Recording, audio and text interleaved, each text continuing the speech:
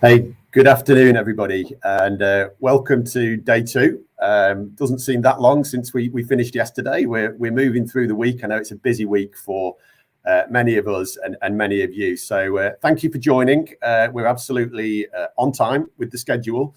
And if I could go to the first slide, please. What I want to do is we're in a smaller group today, so let's make this a little bit more relaxed, a little bit more personal. I know most of you know me. Obviously, after Friday, there was a significant announcement. There were some questions on this yesterday. We can get much more into some of those questions as we go through. So it is a historic day in terms of medication delivery and pharmaceuticals, because as we move the organisation forward and as we go to the next chapter of the book, absolutely, this is a point of change.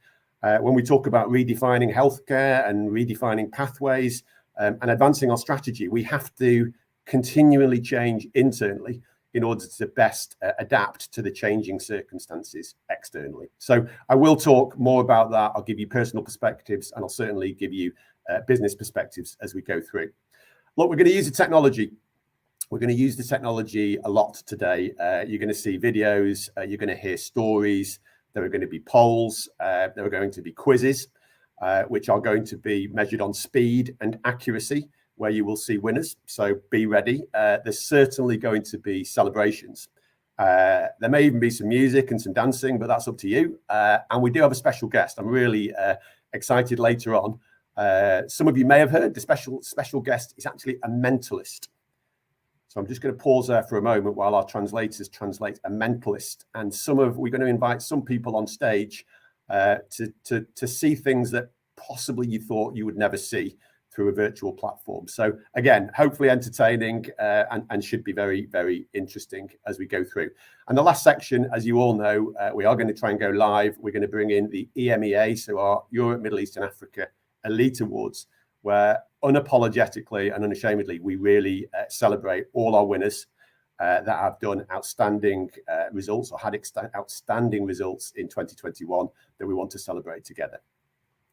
So if you could, just go to the next slide, please. I wanted to just talk you through the first 2 hours of what this agenda will look like. And while I was just one thing, as I remember, I asked for some feedback from many people on yesterday, and one of the feedback that I got, one of the questions that I got was, Andy, have you dyed your hair? Okay, now that made me smile. The answer, I wasn't sure whether they meant have you dyed your hair grey or have you dyed your hair from grey back to brown, but the answer is neither. I have not dyed my hair, so I just want to make sure that everybody understands that and is really clear. Anyway, on with the show. So I'm going to make some reflections, and I'm also delighted that in a couple of minutes, I'm going to invite Magnus Lindo onto the stage with me. Magnus and I will have a brief discussion, and Magnus will talk to you a little bit about himself and also some of his views on the changes in the organisation. So that obviously was unscheduled previously, but we've got an opportunity and built some time to do that. So I'm really grateful for Magnus joining that before he kicks off his acute team meeting.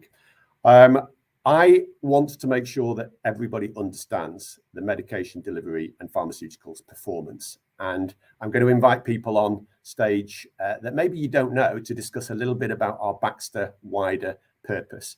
People and teams that you don't know exist or maybe don't know exist that do incredible things for our organisation that should make you proud, because it certainly makes me proud. And that's what I'm going to reflect on at the end and come back to the pride question. So I think if we can go to the next slide, there should be a question and there'll be a poll, and hopefully on your screens, you start to see the first stage of interaction. I'll read the question out. Which option best describes how you feel right now? Option 1 is excited about the future and ready for the next step of the journey. Option 2 is disappointed that things are changing for Meddel and Pharma. And option 3 is a mixture of both. So we can see this changing in front of our eyes. Wow. We'll give it some more time. We need more votes. We're going to track people that haven't voted. and come to your camera. No, we're not going to do that. That's a joke. But we are going to just give it another 30 seconds as we get more and more votes. And actually, maybe while we're doing this and the votes are still coming in, let's invite Magnus up onto the stage, and then we can just maybe first of all discuss what. Magnus, welcome. Thank you, and I I didn't get any question about dyeing my hair yesterday. So it's probably because I don't have anyone. So here, so good. But let me first say, Andy, to the team, when I have the MDP in front of me, congratulations to an amazing result in 2021. It was not an easy year, so really, really great to see that.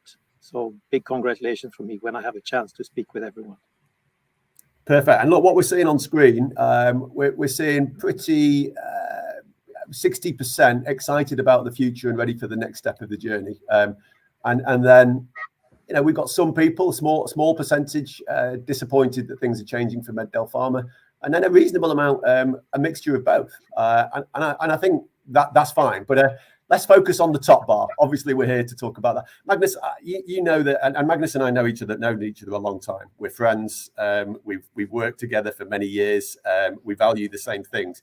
But Magnus, maybe just before we go into the business, just tell people a little bit about yourself, what you stand for, and your background.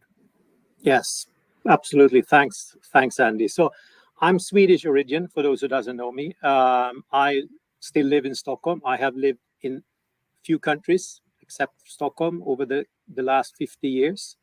I'm turning 55 this year. So for me, the important values, what I stand for. One thing to me is that it's important is trust. So for me, trust at first sight is important, because if we cannot live those things, we cannot believe that we can actually do anything and change anything. So that's number one for me. The other thing is accountability. I count that when we say things, we do things. And I think has been a big change in Baxter. I think we are going in that direction. The accountability part from people in Baxter has increased enormously over the last couple of years, I think. So really proud of that. On a personal side, as a leader, also very inclusive. I want to and maybe that's a bit Swedish in some ways. People say that Swedish people are very inclusive. They cannot take a decision, though. That's what they say. I think that is wrong. I like to take quick decision as soon as you have enough fact on the table to do that. So you will also say speed, but also inclusiveness in that part as well.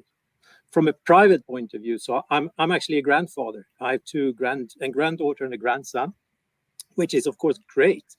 I also have a big passion because I was placed in the financial crisis in a country like Greece, and people said, "You're crazy. How do you can accept the challenge like that?" I always liked challenges, and I think those 3 years or 2.5 years I spent there was probably one of the best in my life at the time. And it's also put a lot of the private stuff there. I have my olive harvest, or I do the olive harvest. I have an olive jar there. I do my own olive oil. So it puts a lot. I try to spend as much time as I can there as well. So I also have a private side which I think is an important part to balance the work we are doing. So that's I've been in the pharmaceutical MedDel business all my life, since I was 20 years old. I was the youngest sales rep ever in Sweden, educated when I was 20. So that's very, very fast. I've been 18 years in this company, enjoyed every single minute. Magnus, perfect. The youngest sales rep in Sweden. I love that. Yeah. I learn something about you every day.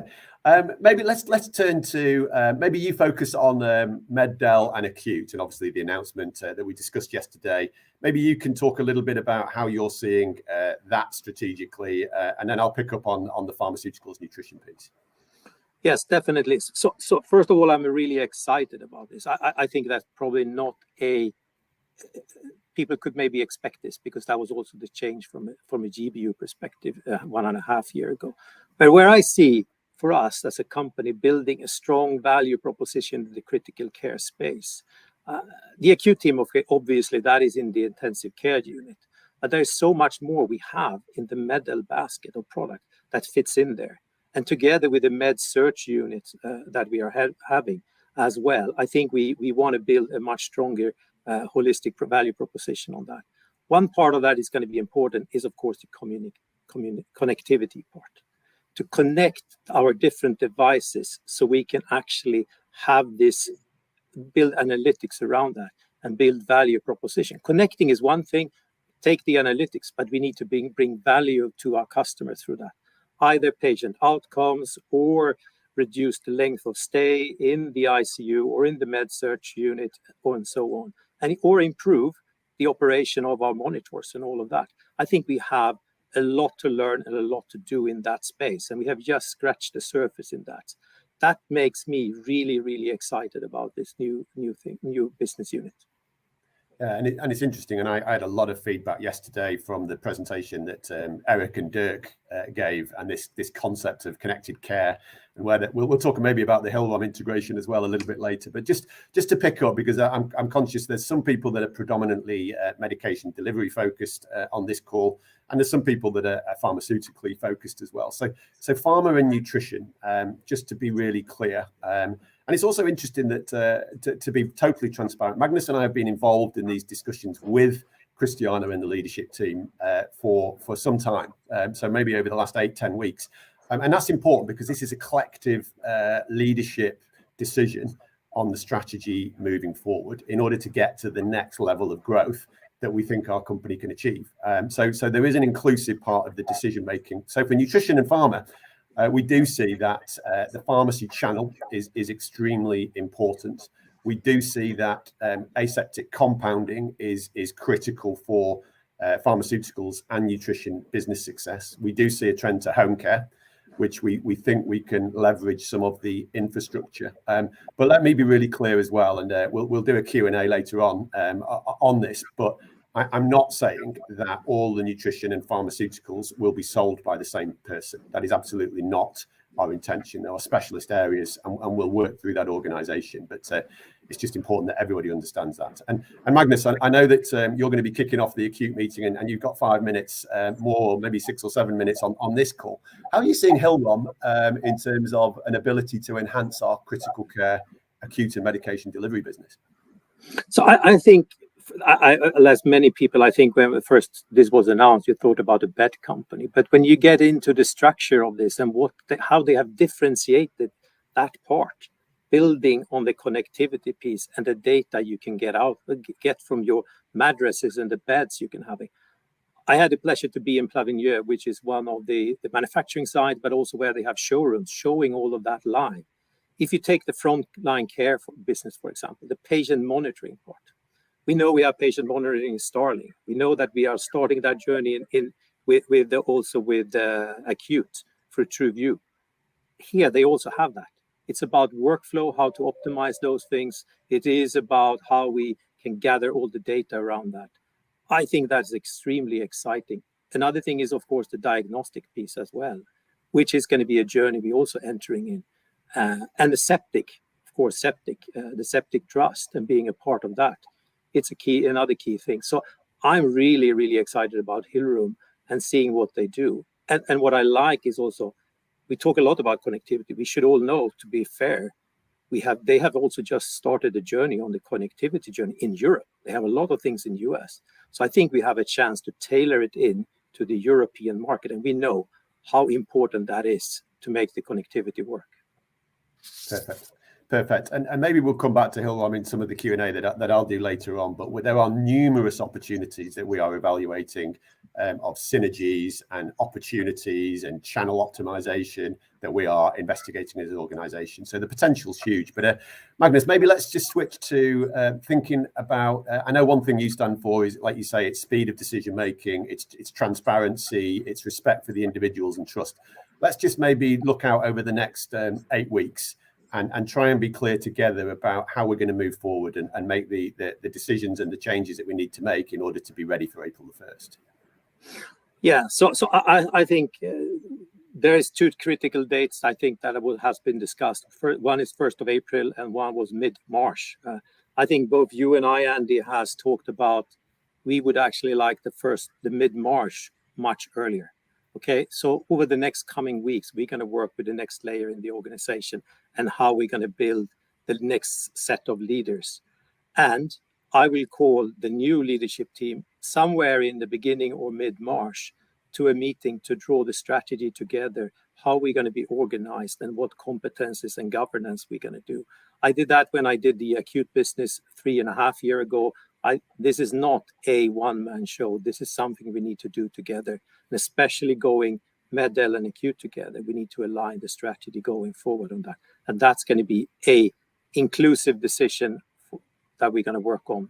So I would say February, next layer needs to be ready. March, we need to have the strategy, look at the competencies, governance part, so we can kick off 1st of April. Perfect. And maybe just to underline a couple of things there, Magnus and I and the other VPs will be working together to make sure that we have the right talent in the right jobs with the right experience at the business unit head level and in the rest of the teams. That's important to acknowledge. The other thing is we understand that when we make these organizational changes, it causes some disruption and it causes some people to be nervous about change. Some people love change, some people are less adaptive, and both are okay. But we have to change. We're explaining the reasons why. So it will be done respectfully. It will be done quickly. And I guess I want to underline one other point, because there is a lot of people on this call. We do not see significant changes at the account manager customer level. Where we possibly can, we are going to preserve those relationships. Now, there are some exceptions to that, where there are people selling some of the medication delivery and pharmaceuticals products. We will work through those. We will listen to the local business unit heads, and we'll make the right decisions for the business. But I just want to be clear: we're not trying to reduce our footprint in front of the customer, and that's really important to emphasize. No, it's a good point, Andy. Thanks for clarifying it. Okay. And Magnus, I've got you for 3 more minutes before you jump into to kick off your acute meeting. Maybe let's go back to the personal side, Magnus, because I think people would want to know what are you most proud of in Baxter now, and maybe just talk about one thing that worries you moving forward. So let me maybe start with what's worrying me moving forward. I'm worried in any of these changes that we are doing that you lose really good people and talented people. And I think, coming back to what we just discussed, we need to work with speed, but also with integrity about this and respect the people we are. I'm worried about that, because I think that is always a risk when you do that.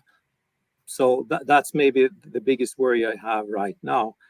Something I'm proud of, I must say, how we have handled the COVID as a company. This has not been an easy 2-year period of time. It's been a tragic for many people, customers, patients, also some private things around us in our private life. How we have managed as a company through this is an extraordinary and remarkable work that we have done. So, and I think it also shows that when we come to this situation, we can come together as one team and do things and change things faster than we would ever believe. If I would have said that we will do training virtually to the acute team, for example, 2 years ago, they would have said, you're crazy, you can't do that. You need to be face-to-face in an ICU. Today, this is done nearly 40-50% of the time. So I think we have the ability to adopt. That makes you really proud being in this company.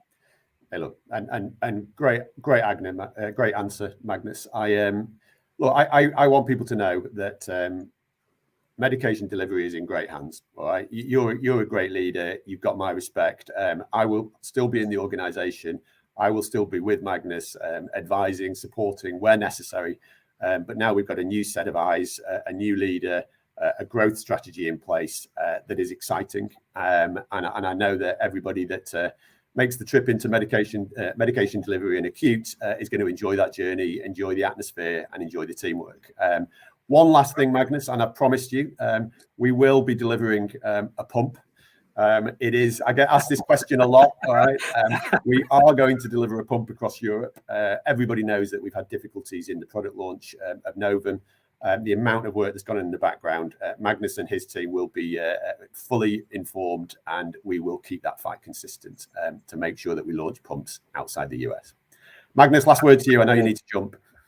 No, thanks a lot. And I would just say, those of you who, wherever you end up in nutrition, pharma, Medel, acute, we're going to have a great journey together. And this is going to be something we do together. This is not someone who's going to do it for anyone or a one-man show. So I promise I'm going to do everything. I know it's big shoes to take over after Andy. I know that, having him as a boss a couple of years back. But I'm going to do my utmost to feel you welcome, deserved, and appreciated in the new team.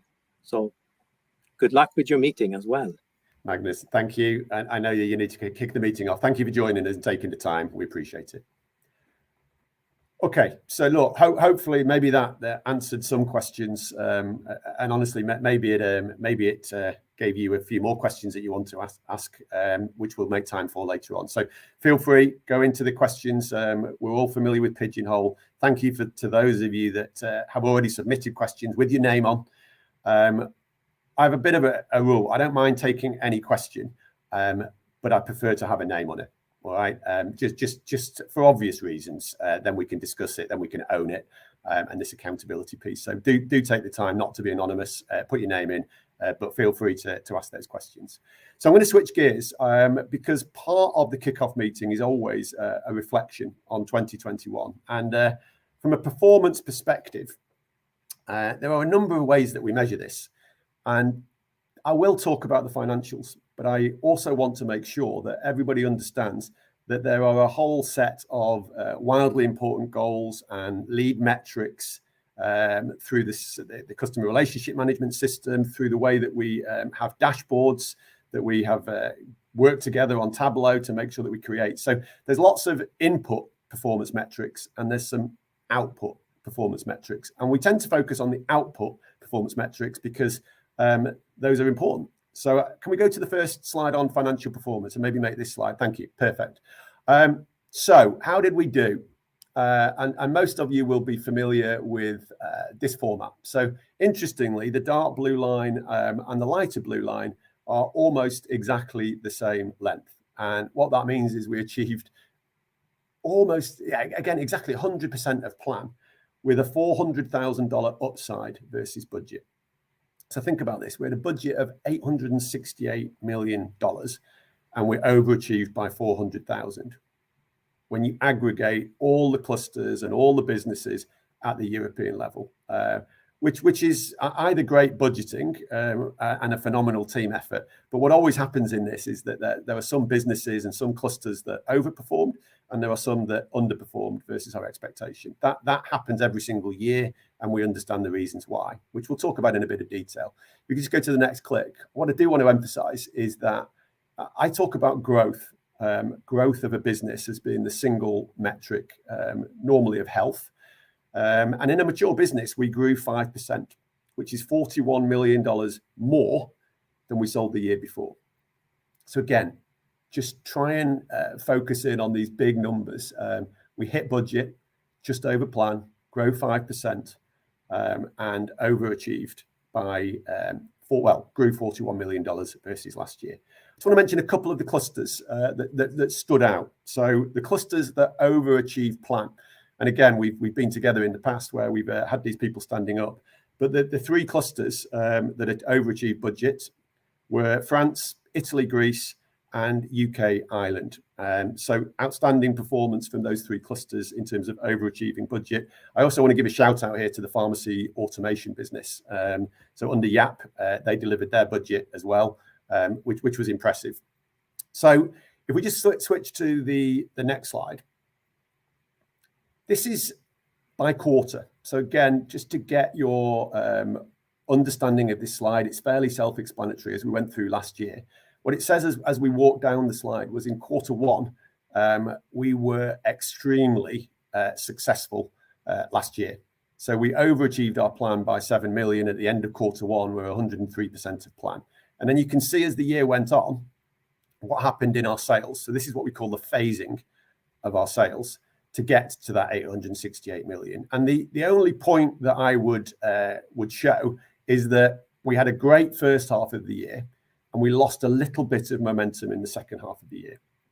And there are many reasons for that, some of which were COVID related and some of which are supply related and some of which are product related. So I just wanted to make sure that everybody understood that and realized about where the flow for the year actually was. And remember, in these numbers, we had $4 million that we were expected to sell for Novum, which we didn't launch in 2021. So we had to cover that $4 million. But you'll also see at the top of the slide that there's this thing in brackets called excluding acquisitions. So what that means is that we try and compare apples with apples for the numbers this year versus the year before. So 21 versus 20. So that's what we're looking at when we say growth figures. But we also delivered two pretty significant acquisitions. One was our Calypso project, which is Calyx, our liposomal pegylated doxorubicin. And the other one was Project G-Force, which is a transdermal patch that is distributed in hospitals and through retail outlets. So on top of that, we delivered another $80 million beyond what we said that we were going to do. And that's relevant because many of you were focused on helping us do those business development acquisitions while delivering these numbers on plan. So I just want to really kind of thank everybody for the huge efforts that we all achieved in acquiring those businesses together as well. Just go to the next slide, please. Look, I'm coming back to growth. So let me orientate you on this slide. It's pretty clear. We're just coming up to the Winter Olympics, and we're used to podiums, and we're going to see lots of medal ceremonies. But each year, I specifically call out the growth percentages in each of our clusters. So you can see the table at the bottom just shows the Western European growth for medication delivery and pharma at 5%, and then each of the clusters with the growth figures. And in third position, we had 3.9% in our Benelux cluster. In second position, we had Spain and Portugal with 7.2% growth. So both those clusters slightly missed plan. Certainly Benelux only just missed plan, but had great growth figures. So tough budgets, great growth figures. And then UK and Ireland, which you know is our biggest cluster, driven by our compounding business and other strong and large businesses in the UK, both the UK and Ireland, 8.2% growth. So that really drove us to some strong performances. I do want to point out here, and it's really important, that 6 of our 7 clusters grew the business 2021 compared to 2020. You'll see in our DACH cluster, so Germany, Austria, Switzerland, we didn't. And actually in our first year of Grand Bleu, when we put the clusters together, I think from memory, DACH was one of, if not our strongest cluster performance. But we have had challenges in DACH, particularly on Suprain, with the environmental challenges. But what are we doing? This is the year, or last year was the year we started to think about how can we launch patient monitoring? How can we launch IVs? How could Calyx is actually the biggest country of sales is Germany moving forward. So there are many things going on in our DACH cluster that allow us to return to growth this year. Sometimes when we don't grow, it's you're working harder and we're not growing. And I'm just making the point that efforts are there in place. We've got a number of innovations in place. And I actually expect all these clusters are capable of growing as we move into 2022. So why did we achieve this? And just move to the next slide, please. The next 2 slides, some of you with great memories may remember that I've used this before. One of the reasons that we have achieved every year so the results so well versus plan and growth is around collaboration and around teamwork. Okay, and this collaboration is just simply what I have here are each of the flags from each of the clusters, and it's deliberately a jigsaw because anybody that understands the concept of a jigsaw knows that every piece has to be in place. Every country, no matter how big or how small, has to play their role, and that's something that I'm extremely proud of because the ideas are shared across our countries. Okay, our resources are shared across our countries. Our experiences are shared across our countries. Our successes are, our failures are, our risks are. if we didn't create this environment through a team of people that are prepared to work for Baxter and the greater good, we wouldn't have been able to achieve the success together. So honestly, I thank you for absolutely everything that you've done across the clusters in order to collaborate so well. If we can just move to the next slide, please. Look, teamwork. And if you don't have the right level of teamwork, there is no performance. I talked about this yesterday. If we don't have the right people collaborating in teams, the greatest products and the great strategies become zero. And what again, the visual is a jigsaw, because each of these functions are critical to what we have achieved in the numbers that I've already shown you and what will be achieved in the businesses moving forward. Okay. And what I want to do is, I know that we have a lot of commercial people on this call. If you can do one thing for me, all right, and I really just want you to do it, is just think about one person from one of these functions that really made a difference to help you achieve the results with the customers that you achieved. Just think about that person. Either put a note in the chat, or send them a Teams message in break, or send them an email saying thank you, and this is what I appreciated. I honestly think without this, and without this collaboration across the functions, we just would not be able to achieve what we do. And it doesn't always come naturally. Sometimes people point fingers and blame last people in a department, or they didn't do their job. We're all trying to do our best for Baxter. I sometimes say to people, in the days when we used to have business cards, Baxter is on all our business cards. Nobody's trying to do something that isn't helping our customer. But sometimes circumstances are difficult. And I will come back to that in some of the challenges that I've seen for us in 2021. But honestly, for the leaders of those functions, for people in those teams, whoever you are on the call, if you just get one email or one piece of recognition, we know that it's not about the commercial team. It's about everybody working together to deliver those results. So thank you. Thank you for doing it. Nobody's bigger than the team is one of the things that I say to people on a very regular basis. So if we could just go to the next slide, please, because those of you that have been in the organization for a while know that we want to make sure that we recognize publicly some of the people and the teams that have gone absolutely the extra mile and really are heroes in some of the things that have been achieved. So we could cue the video, please.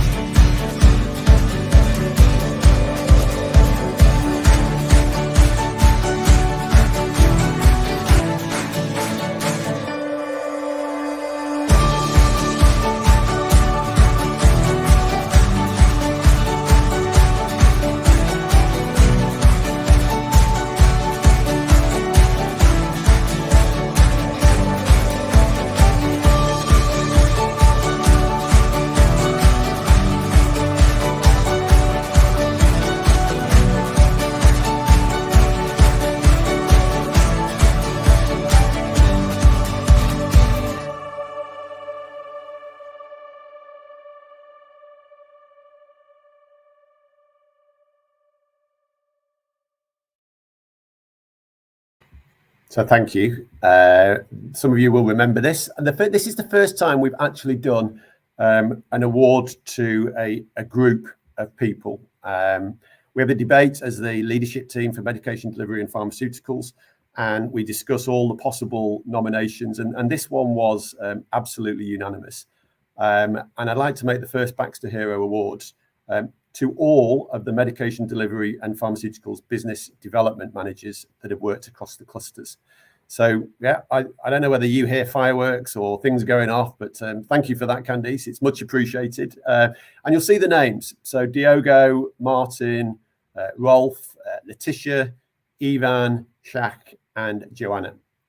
Without you over the last 3 years as a team, think about this. Think about what this team have done when we were thinking about launching Novum and they did all the market assessments. Think about what they did when we acquired Cheetah Medical and Starling, and they helped us with the implementation in the early days of this organization. Think about this with Calypso and G-Force that I just articulated. This team of people have been helping us to really drive things forward, sharing ideas around OPAT between clusters, compounding, pharmacy automation. Honestly, I do not believe that we could have achieved everything that we did achieve in the last 3 years without this group of very talented, very versatile, very intelligent individuals. So collectively, thank you. It is very much appreciated. If we could move to the next slide, please. So look, I talk about this a lot, and maybe I'll shift into how do we build tomorrow by winning today. The winning today, we define in a number of different ways. We win today by hitting our numbers, delivering our plan as a collective team across Europe. We win today by having the right people with the right values, with the right motivation in our organization today. But I'm not doing my job, and we're not doing our job unless we do build for tomorrow. And part of this organizational change is building Baxter for tomorrow. And tomorrow is next year, tomorrow is in 3 years, tomorrow is in 5 years. But the changes that we are making, including the integration of Hillrom and the realignment of the global business units and the European go-to-market, are designed for tomorrow. And it's really, really important that people understand that. So we can just go to the next comment as well. And I've talked about this to you as a team collectively. And I'm just going to read it out, and hopefully I'm not going too quickly for the translators. Growth and comfort do not coexist. Okay, what do I mean when I say that? It's not been a comfortable 3 years while we've been growing. All right. Do we want to be comfortable as a business or as individuals, as teams? Or do we want to grow? Okay. The other way of putting this, and I've heard it articulated, is that there is no growth in the comfort zone and there's no comfort in the growth zone. Think about it. If we're challenging ourselves and we're pushing forward and we're trying to do new and innovative things, that creates challenges. And we have had our fair share of challenges as we've been through the business. Okay. Think about the challenge and the uncomfortable feeling in our gas capture launches. Absolutely critical. 100% believe it's the future, not being easy. Think about our supply challenges, which I'll come back to. Think about the Novum launch, which didn't go to plan. Think about the patient monitoring growth, which we are set well up for, but because of COVID, it's been delayed and we're not hitting the numbers that we committed in the organization. So there's many, many challenges. Think about our compounding capacity, and it's uncomfortable, and that's fine. It's just, if you're trying to grow the business and trying to push ourselves to innovate and trying to launch new products, accept that things will be uncomfortable. We are not perfect. We understand that that creates a lot of difficulties for you, sometimes directly at the customer level. So trust me, my point is we're aware, we are growing, and we need to keep trying to improve, but it is creating some stress and some tension sometimes in our organization. So I just really want to make sure that everybody understands what we're trying to do for the future, and how we're going to continue to push ourselves to grow and respond to the market. If we just go to the next slide, please. This is my annual reminder. So some of you will be looking at your computer, smiling and saying, I've seen Andy say this before. Good memory, because I have said it before. I said it every year since I inherited the Grombler structure and had the privilege of leading medication delivery in pharmaceuticals. Okay. Our destiny, I said on day one, was to become a $1 billion business by 2025 through great teams willing to reinvent themselves on the journey. I absolutely, fundamentally believe that setting what I call a big, audacious challenge or goal is important. It's something that feels uncomfortable, right, to grow that fast. Where did we get to? So if we just, next slide, please, or next click. Yeah. In 2022, the combined medication delivery and pharma budget is $1 billion. All right. That it's literally almost exactly $1 billion. And that makes me proud. Now, yes, we're going to the next phase of the growth journey where medication delivery will go with acute and the pharma will go with nutrition. That's fine. But we got there 3 years early. And we started as a $756 million business in 3 years ago. And we took the business to $1 billion. That wasn't me. Okay, that wasn't any one person. Go back to the flags of the jigsaw puzzle. Go back to the jigsaw puzzle with all the functions. That was all of us. Okay. It was done through great teams willing to reinvent themselves on the journey. And it's been difficult, but it's been rewarding. So thank you. Thank you for what we achieved in 2021. Thank you for getting us to our $1 billion plan. But again, we move to the, we're now going to course correct. We're going to adapt our strategy and we'll set ourselves targets that reach our destiny for the future as well. So I just wanted to make sure that people understood exactly what I was talking about in having these growth targets and being part of a very, very successful journey. So if we could go to the next slide, please. Our greatest challenge.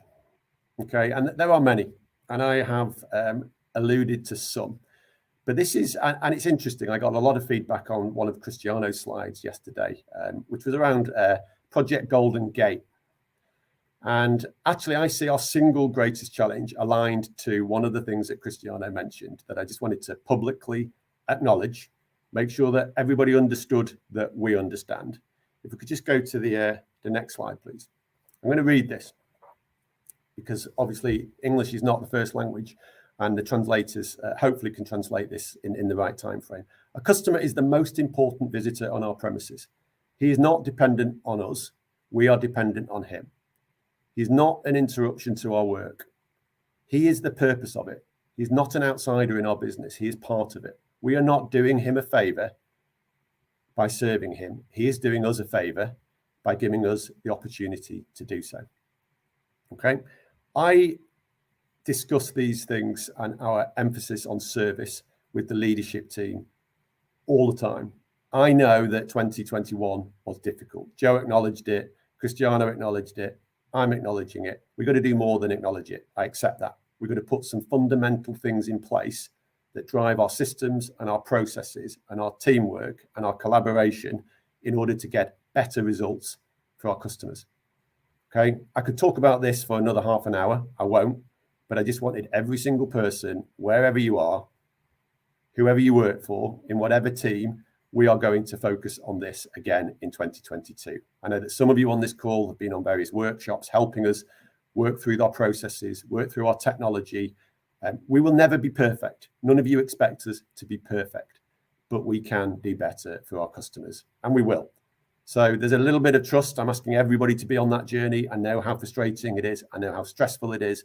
I know how demotivating it can be when the customer doesn't get what they want. We can do better, and we will. Okay, so I think at this point, I'm going to shift gears now to purpose.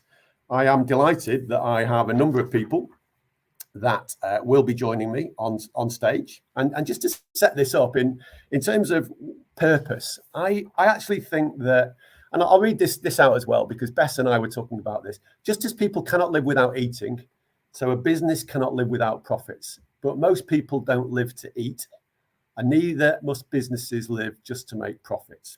And you can see who said that. It was somebody much cleverer and much more articulate than I am.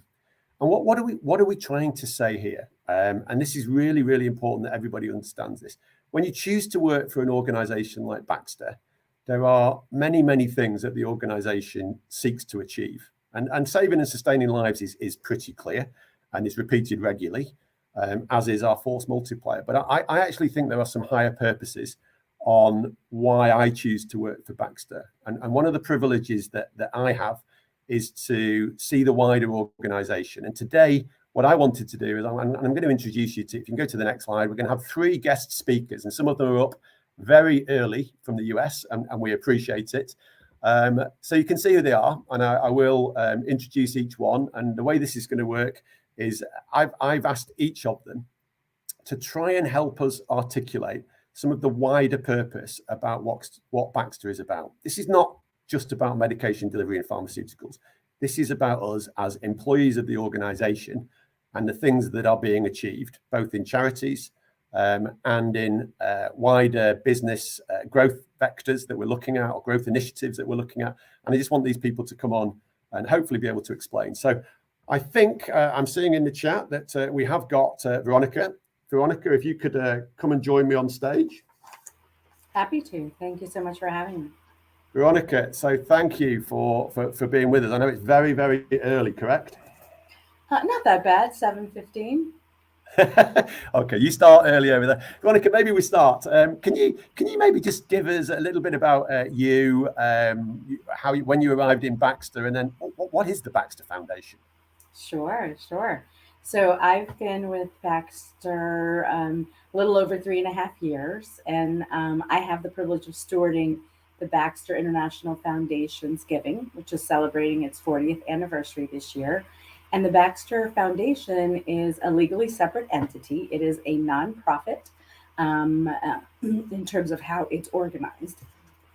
Excuse me. And what we do is help advance. Give me 1 second. I'm so sorry. Excuse me. So we help advance the Baxter's mission to save and sustain lives. And the way that we do that is to increase access to healthcare. We foster innovation in STEM, and we promote community resilience. So we look to serve the underserved, and the goal is ultimately to create a positive and lasting impact in Baxter's communities. Perfect. And so, and how much? Let's get into what everybody probably. How much? I can see the $38 million, but how much has the foundation given over how many years? And give us some examples of the types of things, specific examples. So hundreds of millions of dollars. It's something that we're actually trying to get our handle on in terms of historical giving. We're planning on doing a bit of a celebration this year of our 40th anniversary. So we'll have more details on that. But I can tell you that our total charitable giving in the last 3 years, so in 17 million in 2018 and now we're up to 38 million as of close for 2020. And so, our foundation, the foundation giving has grown from 6.7 million in 2018 to 12 million. So when we look at total charitable giving, I like people to understand part of our giving is our product donations. And then part of our giving is the foundation giving, which is cash giving. And that's through the form of grants. So, I think one of the things that's most exciting for this year is that last year we launched our 2030 corporate responsibility goals and commitment. And one of those 10 goals includes a commitment to invest $275 million over the next 10 years in Baxter communities worldwide. Wow. When you say over 10 years, that's a big number, right? It's a big number. It's exciting. We hope to surpass it. Yeah, and I'm not sure that people before this call would actually know too much about the Baxter Foundation, and they see the announcements. There's been a few announcements recently. Maybe you can talk about one or two of those that you've been pushing and have come out quite recently in the last 12 months. Sure. So recently, with the recent transformation of our giving strategy in the last 2.5 years, we've launched 7 signature partnerships and granting more than $12.5 million. So one of the most recent ones that was launched January, earlier this month, was the Thurgood Marshall College Fund, and that is supporting historically Black universities and college in the U.S. to provide scholarships for students that would be pursuing the STEM career. So as you know, STEM is part of our giving. We want to foster tomorrow's innovation in healthcare through our STEM giving.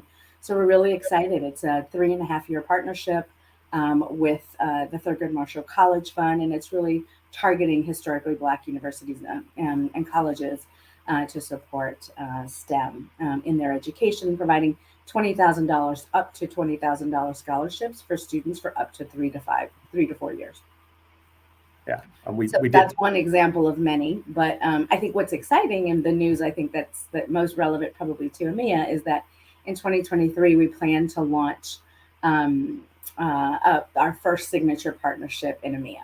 So with Cristiano and Patrice's guidance, we're prioritizing a program in Africa in locations where Baxter employees live, work, and give back. So that's in alignment with our footprint. Yeah, that's perfect. And it kind of, I know you and I talk about this, Veronica, and there's a couple of examples that we're thinking through at the moment. If people are interested in this or have got suggestions or want to understand more, where would you point them towards, Veronica? Sure. I think to learn more about all of our programs and our giving strategy, obviously Back Central, and then go to Global Citizen. I think that's probably the easiest way to sort of come up to speed. I think the one thing I would love people to take away is that we're looking to leverage Baxter's resources. And that's not only the financial resources, which the foundation might have, in our products, which, our Baxter in terms of our manufacture to donate program, but we're really looking to leverage our employees, our time, our talent, and their treasure. So we aim to leverage, the ways in which we can champion social impact and really leveraging employee giving and volunteerism. So you too can make a difference in everything that you do. And we have programs that will help you and incentivize that giving of your time and of your money. So we have a matching gift program. So if you give, we match dollar for dollar for up to $5,000 per employee per year. And that's for all employees. There are some limitations, I think, for the EMEA crowd, which is it has to be a U.S. based organization. And that's only because the foundation is a nonprofit, founded in the U.S., but it still allows you to maximize any giving that you would want to do. And then we have the Dollars for Doers program. In other words, we pay you to volunteer in the community. So as you enter your volunteer time, make sure that you enter your Dollars for Doers grant, because it allows you to support communities around the world. Excellent. And look, Veronica, I know that we've got some desires to do more within EMEA with Cristiano and Patrice, as you mentioned. But look, thank you for just taking the time to come in, spread the word, really, educate our teams. We're talking about pride in Baxter, and this is a classic example where we should be so proud of everything that the foundation achieves. So honestly, thank you for joining. We really appreciate it. Thank you for having me. Thank you, Veronica.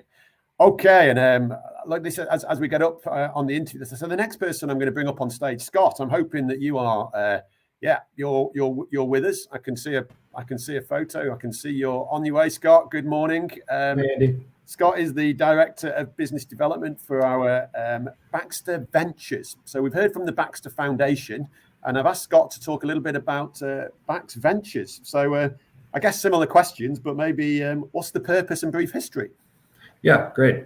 It's great to be here, and thanks for having me. So, like I said, my name is Scott Shaper, Senior Director in our Corporate Business Development Group. I'm excited to share with you a little bit more about Baxter Ventures, specifically how it fits inside Baxter, and what we view as kind of a good use of the capability. So, as you can see on the page here, our Ventures Group is part of our overall Corporate Business Development Group that oversees global M&A for our GBUs and regions, and was given the opportunity a couple of years ago to assume the venture responsibility, and has continued to evolve to be an effective tool. So, what is Baxter Ventures? As it says on the slide here, it is a corporate venture capital arm of Baxter's Business Development Group, like I said, that's really focused on strategic investment opportunities to support GBUs and regions. So let's break that down a bit further, piece by piece. So corporate venture capital is, simply put, earlier stage private investing done within or on behalf of a larger corporation. This investment capability is utilized by several of Baxter's peers and competitors to invest across the landscape. And over the last several years, corporate venture capital has been growing pretty rapidly, with several companies like Baxter implementing this venture capability. So, as opposed to a traditional financial VC firm who's nearly solely focused on generating returns for their investors, the objective of the corporate venture capital is to enhance or accelerate strategic objectives, right? So this could be expanding the portfolio, accelerating the development time of an existing R&D project, or investing in a new space that impacts your business. So when looking at Baxter specifically, our philosophy hinges on a few key goals. So first, we're always looking for ways that we can strategically benefit the target company and help them access information and resources that could accelerate their strategic objectives. This is essential to our long-term success, because as partial owners of these businesses, we do share in the target company's success. So we want to be good partners there. Secondly, we do seek to obtain certain strategic and information rights following our investment, usually in the form of a board seat or a board observer seat. which really enables us to, validate our strategy and kind of de-risk a potential acquisition or commercial partnership in the future, kind of by being in the information flow and the dialogue at that board level. As our investing philosophy is kind of broadly is to invest to partner or invest to acquire. So this is certainly important. So what would make a good target for Baxter Ventures? As always, we are thinking about how a target is aligned to our GBU or regional strategies and how it can help accelerate Baxter's growth, right?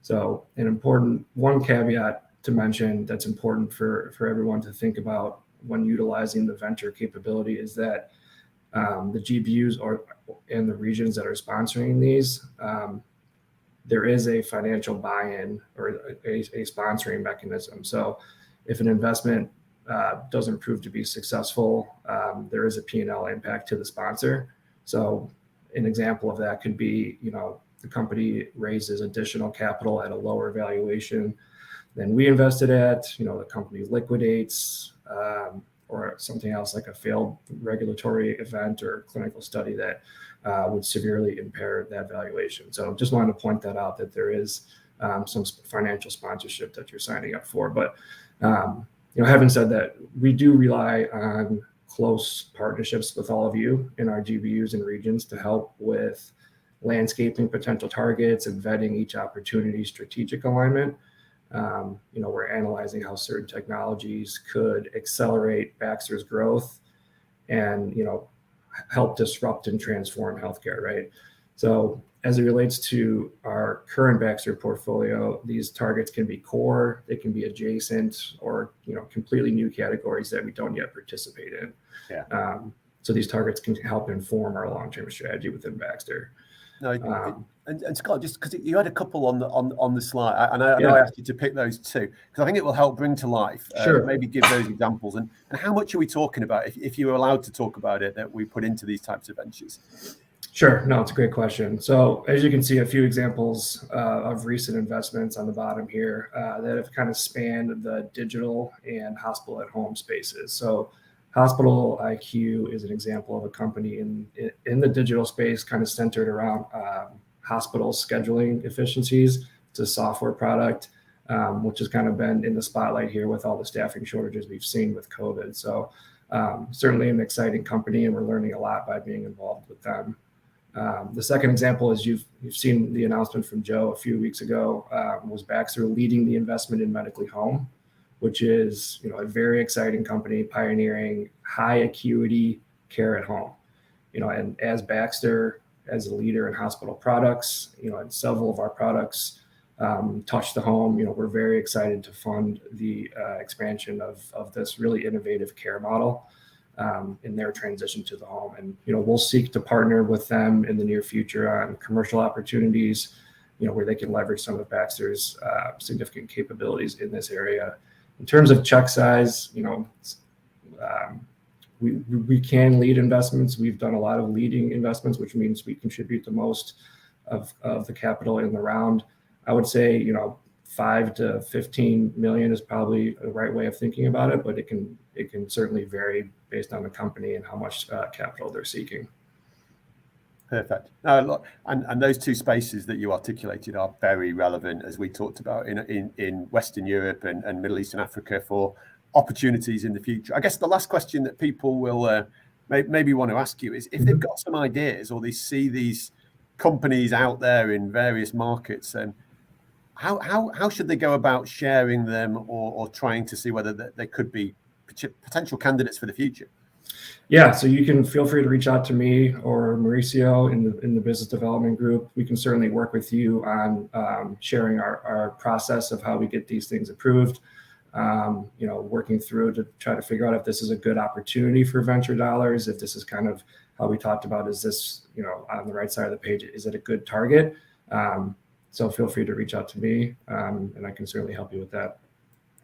Perfect. Hey, and listen, thank you again. Thank you for dialing in early. The Baxter Foundation and Bax Ventures, I think people will be kind of really, really interested. I am. I think it's inspirational in some ways that we get the opportunity to do this. So thanks for joining. There'll probably be more questions. I know that you are going to stay. I think you're going to stay with us and see if there are any questions that come up, and we appreciate that. But thanks very much. Great. Let's move to our kind of last guest speaker for now, Sean. Hopefully we can bring you up on and you're not dialing in from the US, so I think you're still based in the UK, right?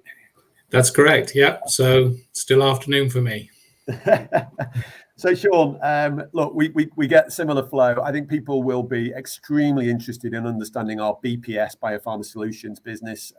Maybe start with what you do and a little bit about it. Yeah, thanks for having me, Andy.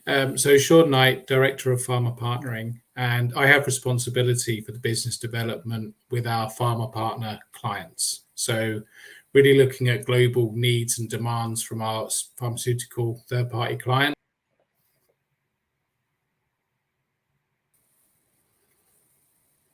Okay, I think we lost me for a second there.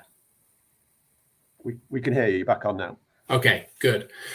So then really from a BPS perspective, I'll give a bit of a background on what Baxter Biopharma Solutions is, or BPS as we call it for short. BPS is a contract manufacturing provider for external third-party clients. And what does that mean? That really means that we look to leverage our expertise and our skill set that we have in manufacturing, and we provide that service for sterile injectable drug solutions to third-party clients. And our client range is really from your very small biotech companies that might be looking for new developments, new drugs that they have that they're looking to launch and looking to get into clinical trial and into the marketplace, or the large pharmas, the very well-established, well-known pharmaceutical companies that have commercial drugs that are out there in the marketplace currently. And really the range of services that these clients look for can be anything from a lack of capability all the way through to risk mitigation, or to leverage the expertise and the skill set that Baxter has in being able to provide these services. Yeah, and it's amazing, and you've got a map there. What type of premises what facilities have we got that make us so marketable to these pharma partners? Absolutely. So we've got three main facilities that we use for external manufacturing. So we have our Round Lake Drug Delivery Service in Northern Illinois, which is producing liquid bags or Galaxy containment bags for IV solutions. We have Bloomington in the US, which is in Indiana, and that is really leveraging our high volume traditional manufacturing. So pre-filled syringes, liquid and lyophilized vials. And then we have our Halle facility in Germany, which is our highly complex oncology manufacturing site, as well as high potent and complex molecules. So it's a lot, and look, with a particular focus on Germany, which I know people will be very interested. That significant investment that went in recently, that's one of the biggest investments that Baxter have made in anything recently with CapEx, right? Yeah, absolutely, and fantastic news for us as a business unit to be able to receive that investment. A lot of our business is scalable and future proofing. So we get molecules that come in the clinical phase, and as they advance through the clinical phases, the drug is successful, it has successful clinical trials, it moves more towards a commercial phase of drug product, and the client's scalability and requirements and demands for manufacturing increase. So that investment is looking at one side of it, our ability to be able to support the increasing and ever-growing volumes that we experience as these drugs that we partner with go through. But also it's a reflection of our capabilities when it came to the COVID-19 response and our production of the vaccines to really help support that global effort in providing some of the vaccine manufacturing services. And let's have specifically there, because I think we're talking about pride and purpose. Can you give a bit more detail? I think some of it's in the public domain, right? About what have we actually done and with which companies on COVID, because it's on everybody's mind. Yeah, absolutely. And it is definitely in the public domain. So we currently manufacture 3 vaccines at Baxter for the COVID-19 effort. So we do one in our US facility, which is the Moderna vaccine. And then in our European facility, in the Halle facility in Germany, we manufacture the Novavax vaccine, which is yet to receive the European approvals. But as that comes on board, we will start to produce the commercial volumes of that. But most significantly, we produce the Pfizer-BioNTech vaccine. Yeah. So look, it's huge. And I think what you and I have discussed is, and we run a big pharma business in Europe as well. I think, again, some people won't understand fully the competencies and the capabilities and the partnerships that we have and this pre-filled syringe filling capabilities that maybe there are other products that we should be launching using our pharmacy channel. So look, we're really interested. Anybody, last comments really, from your point of view, I'm going to ask you, what are you most proud of in your job? Yeah, I think from my perspective, I'm most proud of our response to the COVID-19 effort. I mean, as a contract manufacturing facility, we've always been invested in providing services for life-sustaining and life-saving drugs. There's critical oncology drugs, those cancer treatments that patients desperately need. Our role in producing those and ensuring they reach the markets and the patients has always been ever present. But the COVID-19 pandemic really shone a light on that, on our ability and the speed and agility at which Baxter mobilized in working with our third-party clients, our pharma partners, to really ensure that we were a part of that global effort and making sure that what we put into the marketplace could reach patients in a timely fashion. Yeah, look. What a great way to conclude that, Sean. Thank you, Sean, Scott, Veronica. Thank you for coming on and sharing things. I'm proud of each of these areas. I'm very appreciative of what you all do to help with Baxter's purpose, and I just hope that the audience have had a chance to kind of hear some of these things, reflect a little bit about what's beyond our day job and important jobs that we're doing in kind of wider society. And life in more general. So thank you. I'm going to conclude that session. And I think all I am now going to do is we're going to have a dramatic change of gear. I'm delighted and hoping that I am now going to be off stage. And without further ado, I am going to introduce our guest, Larry Soffer. So Larry, welcome to the stage. And I know you'll introduce some guests.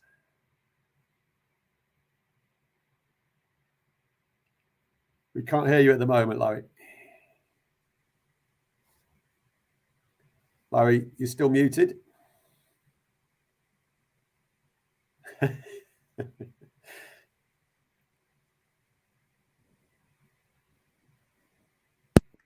Can you guys hear me now? Larry, I thought I was going to have to do the magic act for a minute, so I'm delighted we can hear you. So over to you, Larry. We didn't catch you, but we've got you now. Sorry about that. So thank you very much for having me. I'm delighted to be here with you guys. And just wanted to know, are we going to play the video at this point, just as an intro to get everybody excited? Okay, great. Candace says no. So we're going to go straight into everything right now. So it's great to be here. My name's Larry Soffer, and I'm a mentalist. I read minds, I predict the future, I bend metal, I do weird and wonderful things that you guys are going to get to experience some of right here, right now. So we're going to have a lot of fun. If we could get everybody up onto the stage, that would be great. And, we're all about saving lives and sustaining lives. And in order to do that, we really need to get our mindset geared into the right direction of taking full responsibility for the people that we serve. And in order to do that, we need to believe in ourselves and in our ability to create the wellness that we would like for those people that we do serve. So on that note, I'm here to inspire you today to believe in yourselves and to be able to create the impossible in your life. So hopefully after what you've seen here today, you go out there and you go, wow, if that's possible, anything is. So let's get our volunteers up onto the stage, and we're going to get started with a little bit of a warm-up just to get you all into the swing of things. So I want everybody to partake in this right now. So whether you're on the stage with me or not, I want you to raise your right hand like this. Okay, great. So everybody is raising their right hand. That's great. And everybody take your index finger and your thumb and place it together like this. So you create a little circle. And I want you all to take that circle and place it on your chin. This is your chin, guys. For those of you who thought that this was your chin, that just shows me how easily you're going to be able to be influenced here today. And let's actually get started with Martha. You know, Martha, I believe that I had a dream about you last night. And in my dream, you chose a playing card. And if you guys could unmute yourselves, please. So all 4 guests, you can unmute yourself, because we're going to be interacting. You don't have to worry about any feedback unless you've got some things going on in the background. All right. So Martha, in my dream, you chose a card. I saw which card you chose. This morning, I turned that card upside down in this pack. So Martha, if you had to think of a card right now, and it had to match that card that's upside down, that would be crazy, right? Indeed, Larry. Yeah. So Martha, for the first time, tell everybody, and just bear in mind that most guys go for the Ace of Spades, most ladies go for the Queen of Hearts. If you want to go for one of those and try and trick me, you can. Otherwise, you can choose absolutely any card. You've got 50 other cards to choose from. So what card would you choose?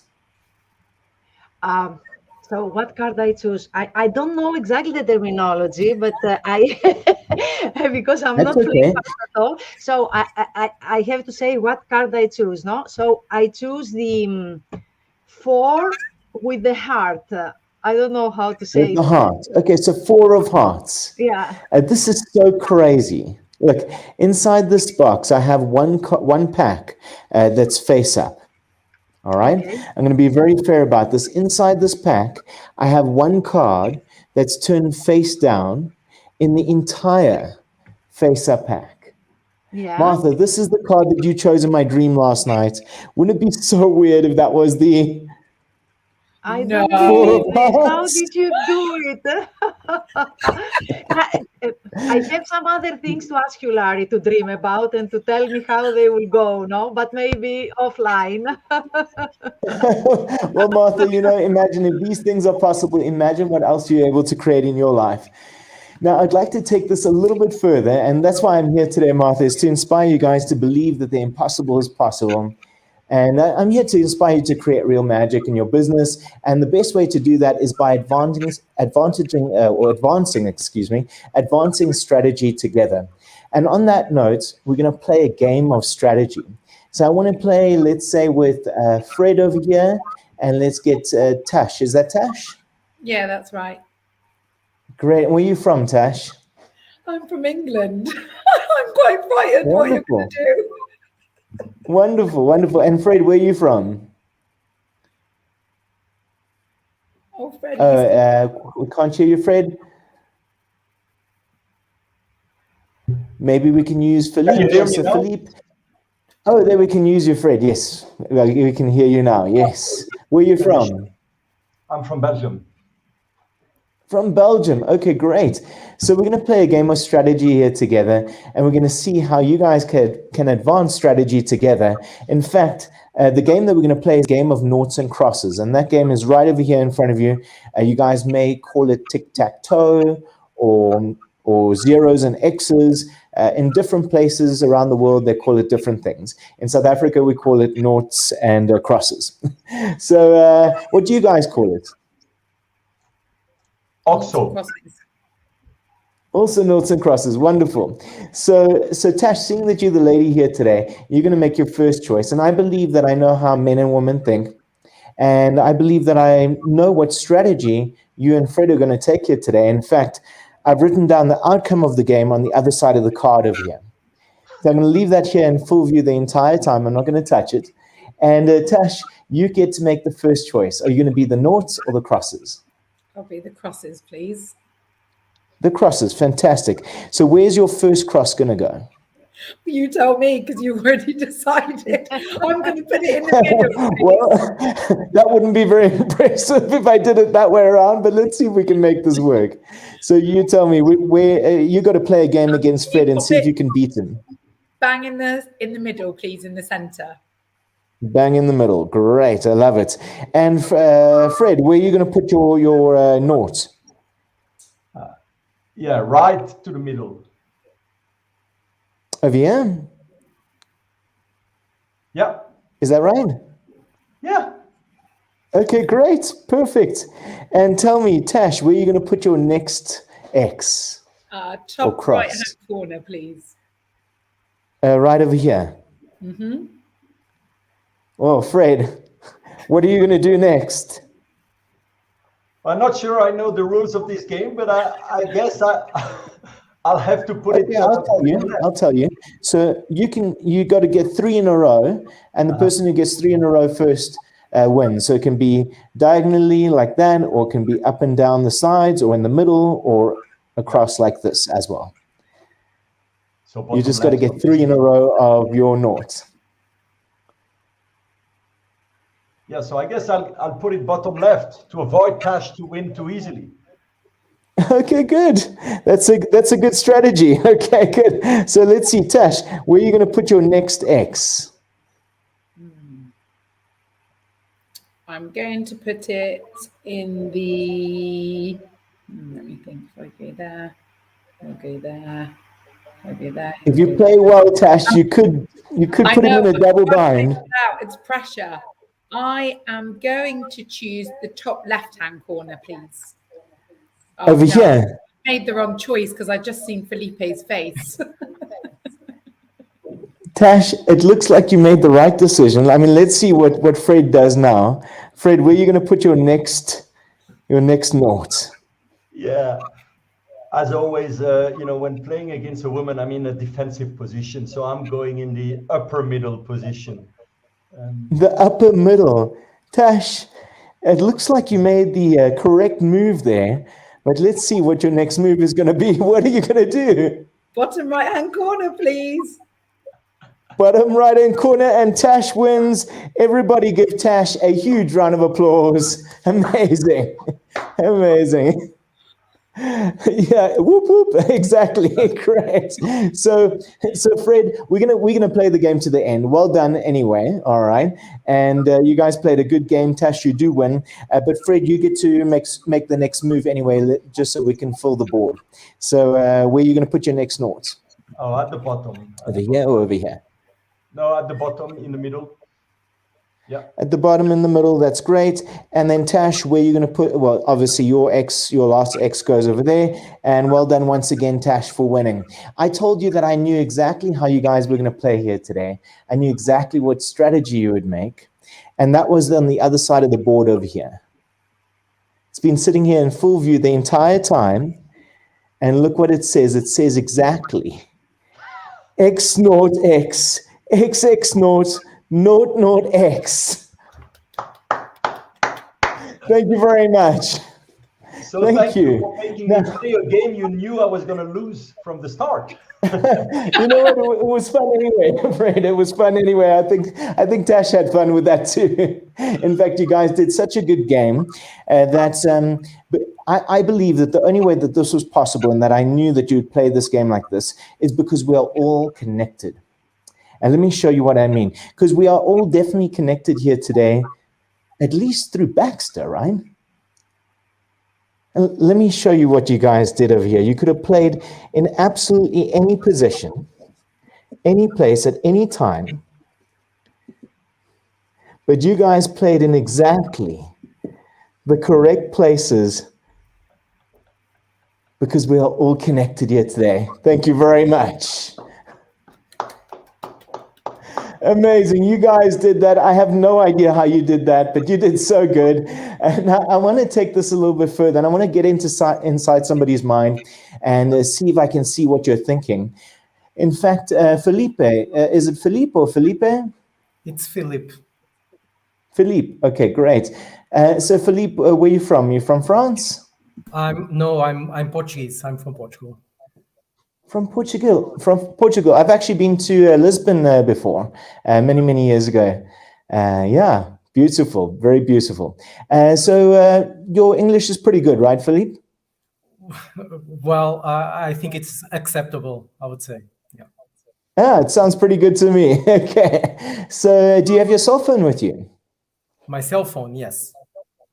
Okay, great. If you could go onto your internet browser for me, so your Google or Safari, and Google Chrome or Safari, and just type in this full question. You're going to type in how many words are there on Wikipedia. You'll type in that full question, and I'm just going to clean this all up over here.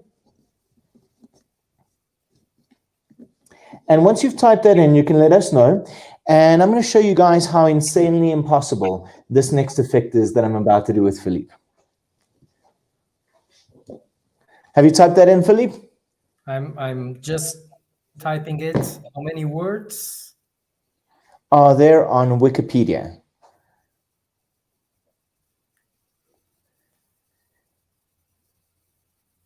So once you've typed that in, you can press search, and then you should see a website there that says Wiki Count or Wikipedia article count. Do you see that? Wikipedia. Yes.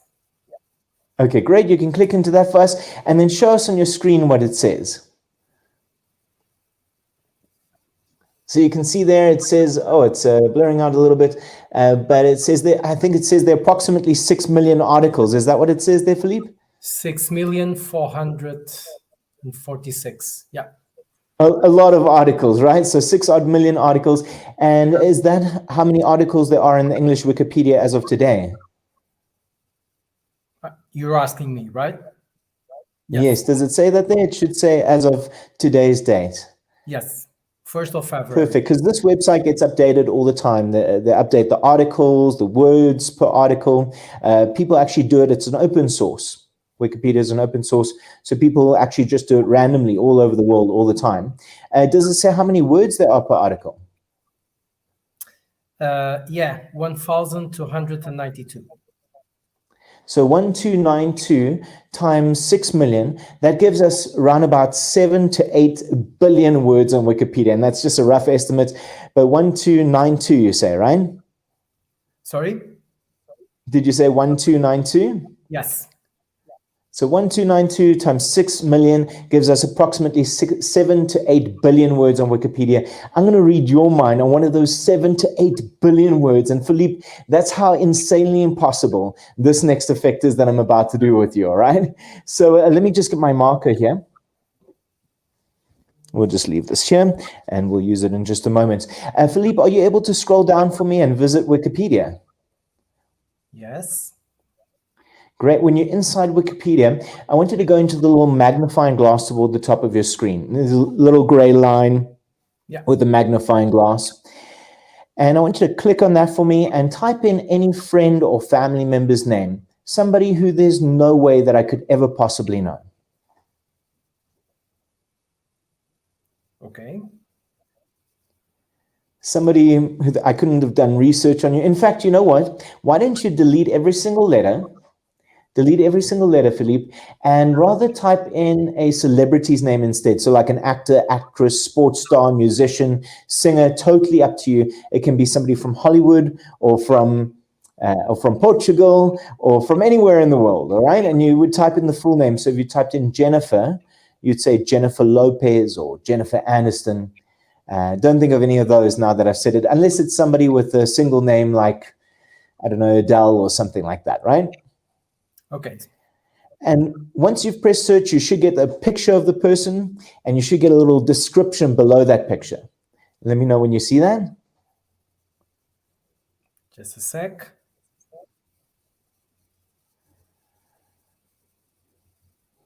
I'm Portuguese, so I'm a bit slow. Sorry. No problem. No problem. So do you see a picture there now? Not yet. Not yet. Okay. Do you see an article or something like that? Just a second, because my internet is just down, but I'll do it. Don't worry. Okay. So yeah. Do you see an article there at all, or? Yeah. Like if you scroll down, you see an article? Yeah. Okay, great. Perfect. So I want you to scroll down through your article. So scroll down quite a way, and you can look at the different words, and you'll see some words jumping out at you. All right. And I want you to choose a nice long word, a word with 7 letters or more. So you know that if I get this right, this will be super impressive. So let me know when you've got a word that's 7 letters or more long. Have you got something? And you don't have to touch it or show anybody else in your home. Just think it in your mind. Yeah. Okay, great. And you can put your phone face down, and I want you to raise your hand like this for me. Your right hand like this. And we're going to form a connection right now. So Philippe, I want you to put your attention, your mind's focus on the palm of your hand here. And in a moment, you're going to feel like a tingling, buzzing kind of feeling. Do you feel something like a light, fuzzy sensation? Yes. Okay, good. That's the connection that we have right now, Philippe.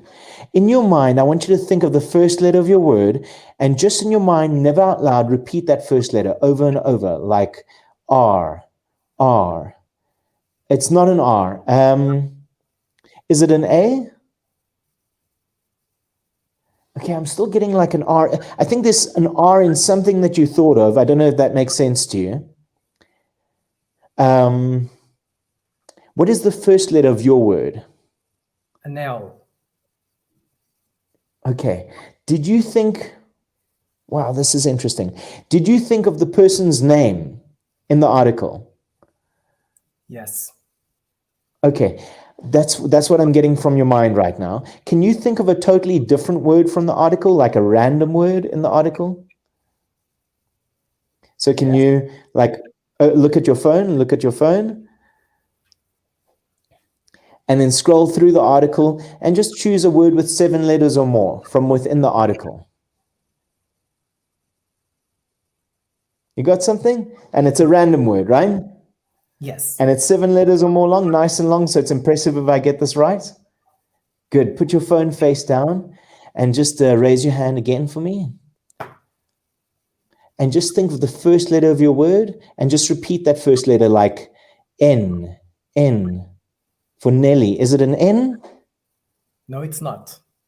Is there an N in your word? No. I'm What is Portuguese. the You need first to try letter? harder. You need to try harder. Yeah, what is the first letter of your word? What is the first letter? It's an L. Okay, this is interesting. I think it's going to be a little bit tough because it is a different language of yours. So are you still thinking of your celebrity's name? Yes, I am. You are, okay. So he's trying to trick me, okay. Just think it and just say it over and over in your head like Ludovico? Really? Yes. Yes. Yes. It was your celebrity's name Ludovico, and he's from Europe, right? Yes. And what's even crazier is before you thought of Ludovico, you thought of a family member, right? And you can relax your hand, it's okay. In fact, this was a male, yes? Yes. It's not your brother, is it? Yes. Yes? Because I'm getting that you almost thought of your mom, and then you changed your mind to your brother. Yes. Now, you didn't even search. You didn't even search for your brother's name. You searched for Ludovico instead, right? Yes. So if I could get your brother's name from your mind right now, this would be insane, yes? It's already insane, I would say. I do understand that. So I want you to imagine your brother over here in your mind. Never say anything out loud. Just in your mind, you're going to say hello and then say his name as if you see him right here between us. We're going to do this now. So you'd say hello. Ricardo? Ricardo? Yes. Yes. This is crazy. Thank you very much. Thank you. Now, you guys have been so amazing. I'd like to show you one last thing. In fact, I've got a little video here for you. on my phone that I'd like to play for you. And it's a video that I took a few weeks ago on the beach in Cape Town. And let me just show that to you right now. You can see it's in the center of my photos gallery over here. And I'm going to play it for you, but I'm not going to play the audio. The reason why I took this video on the beach in Cape Town, and the reason why I'm not playing the audio is so you guys will see what's about to happen in just a moment, all right? So we won't play the video for you just yet. But the reason why I took this video on the beach is because I believe that the beach represents freedom, hope, and happiness to us all, because it's the one thing that was taken away from all of us all over the world during this time. Would you agree? Great. So on that note, I want everybody to think of one word that resembles either freedom or hope or happiness. But don't make it freedom, hope, or happiness. Make it a word that is associated with freedom or hope or happiness. And raise your hand when you guys have got that. Amazing. And Fred, do you have your word? Okay, cool. So Philippe, seeing that we just used you, I'm going to use Tash, I'm going to use Martha and Fred for this. And Fred, what is your word?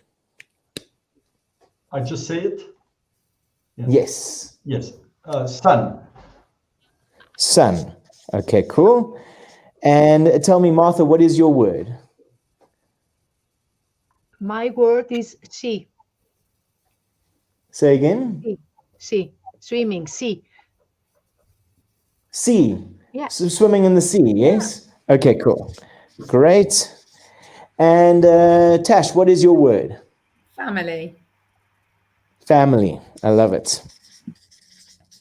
So you guys thought of these words right now. You thought of sun, sea, and family. Tell me, Philippe, what was your word? Love. Love. So you can see it would have been a completely different word to any of these three.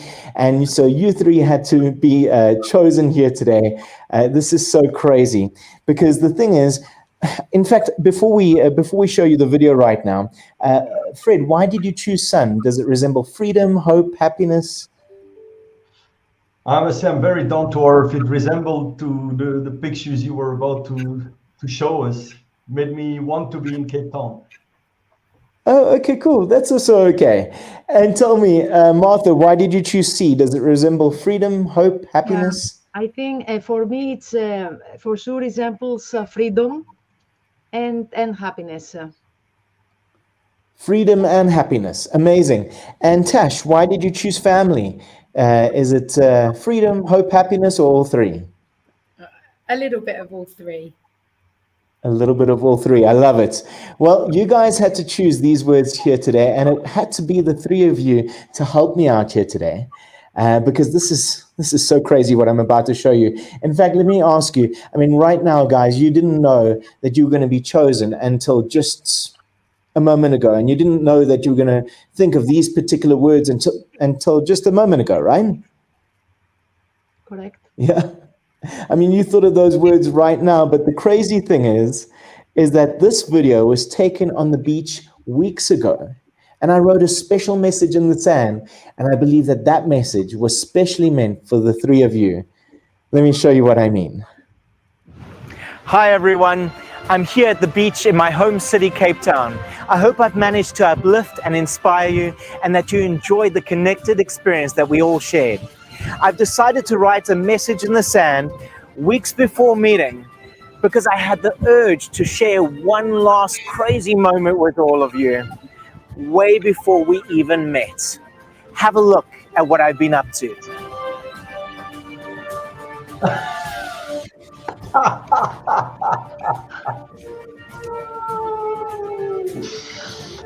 Family, sea, and sun. Let me show that to you one last time so you guys get a good look at that.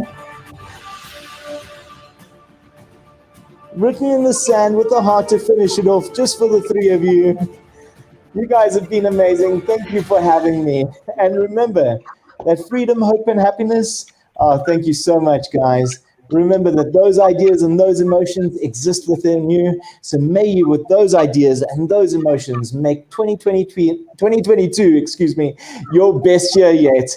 Thanks, everyone. Have a great day. Thank you, Larry. Thank you. Thank you very much. Thanks, guys.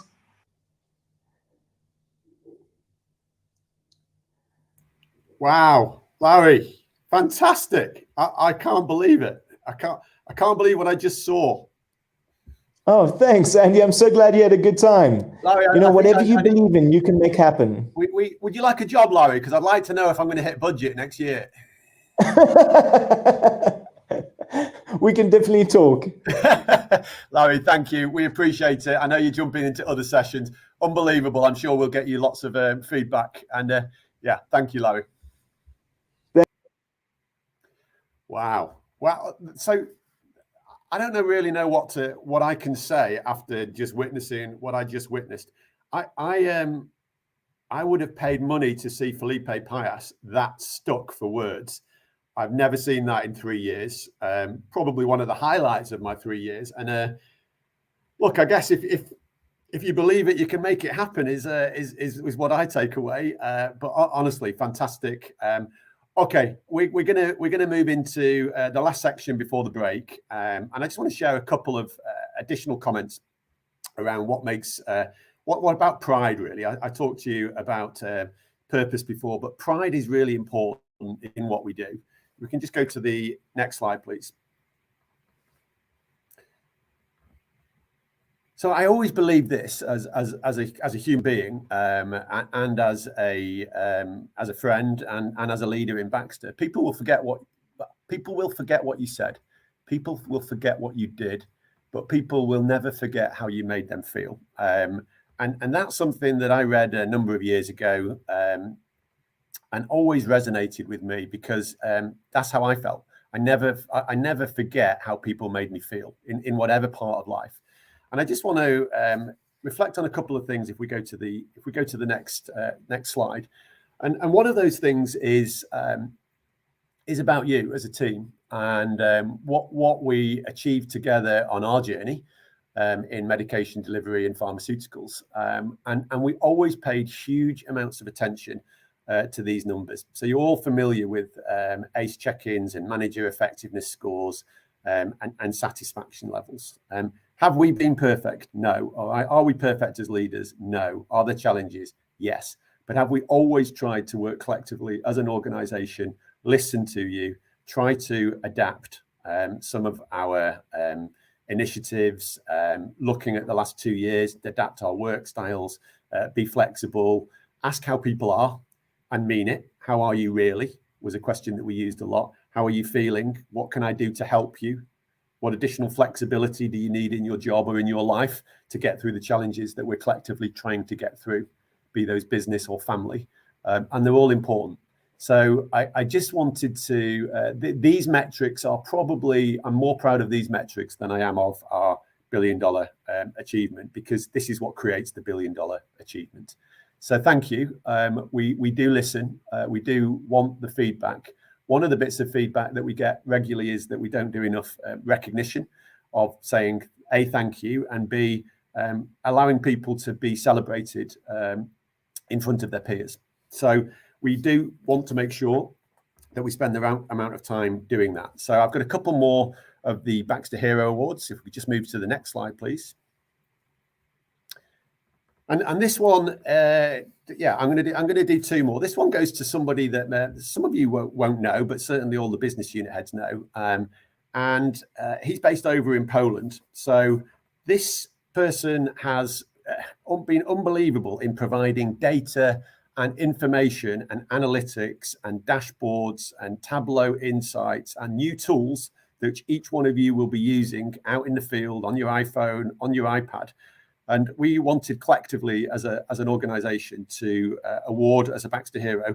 We could go to Tomac Szyszkowski. So Tomac, thank you. I know you're based in Poland. I know you talk to the marketing teams and the business unit heads and many of the other people on a regular basis. You are exactly the type of person that isn't always on the stage or right in front of the business or with our customers, but just as important to us through the commercial excellence team as anybody else in the team. So thank you for everything that you do and you continue to do for our business in MedDel Pharma. We just go to the next slide, and it's the last Baxter Hero Award for today. And this is to a lady that, again, when we discussed as a business unit head team and a leadership team, She comes to mind all of the time. Most of you will know that we decided to accelerate our patient monitoring, our Starling business across Europe in multiple countries. That required a huge amount of training, a huge amount of clinical expertise, customer visits, virtual tests, high standard, high bar. So we really wanted to recognise as one of our Baxter heroes, if we could just cue to Linda Davis. Again, you've been fantastic since you came to Baxter from Cheetah Medical. We appreciate you and everything that you bring to the wider team. So I know that you will receive many separate messages, but Linda, thank you. We really do appreciate it. And I guess as we've got 20 minutes before we break for coffee. Before we go into the Q&A, we just took the time to maybe just put a little collection together of a video. It's about 3 or 4 minutes long that we just wanted to share, that you shared with us about the things that make you proud in the organization. So if we could cue the video, please.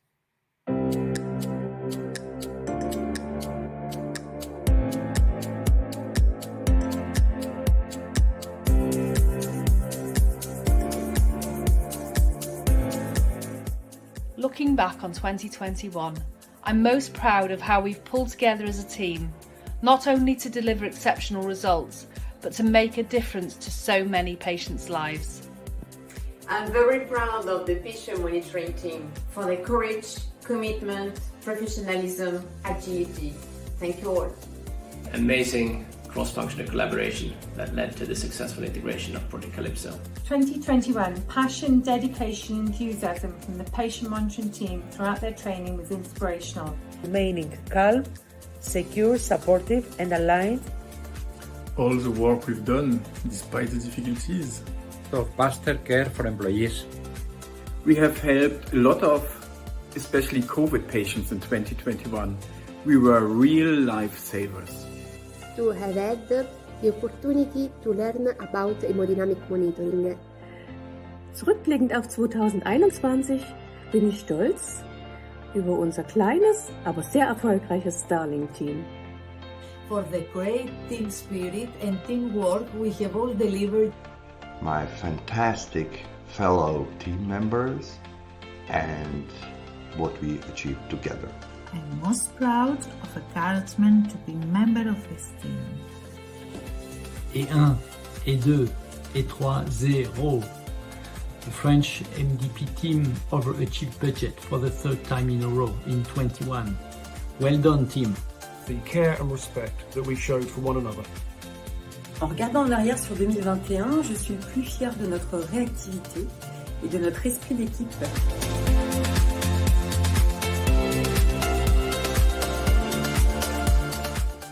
As we head into 2022, I'm excited to employ engagement and opportunities for advancement.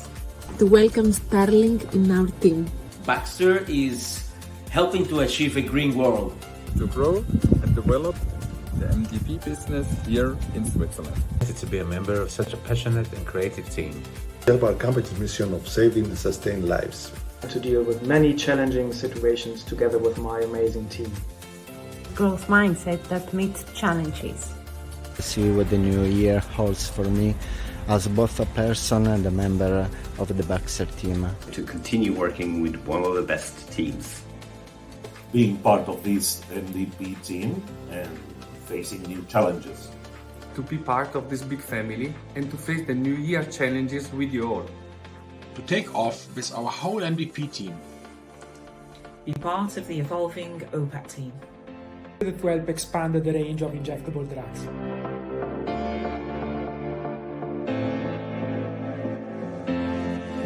If I could describe how I feel being part of the MDP team in one word, that would be happy.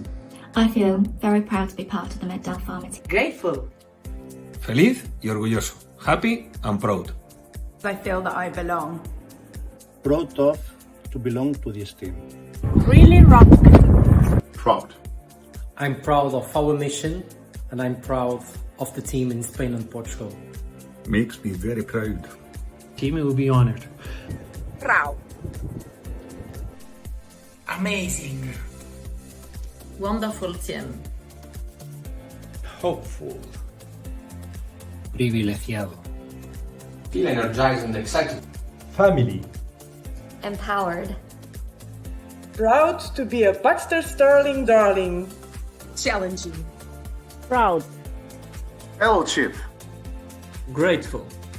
Privileged. Lucky. Blessed. And inclusive. 22. Let's go! Let's go!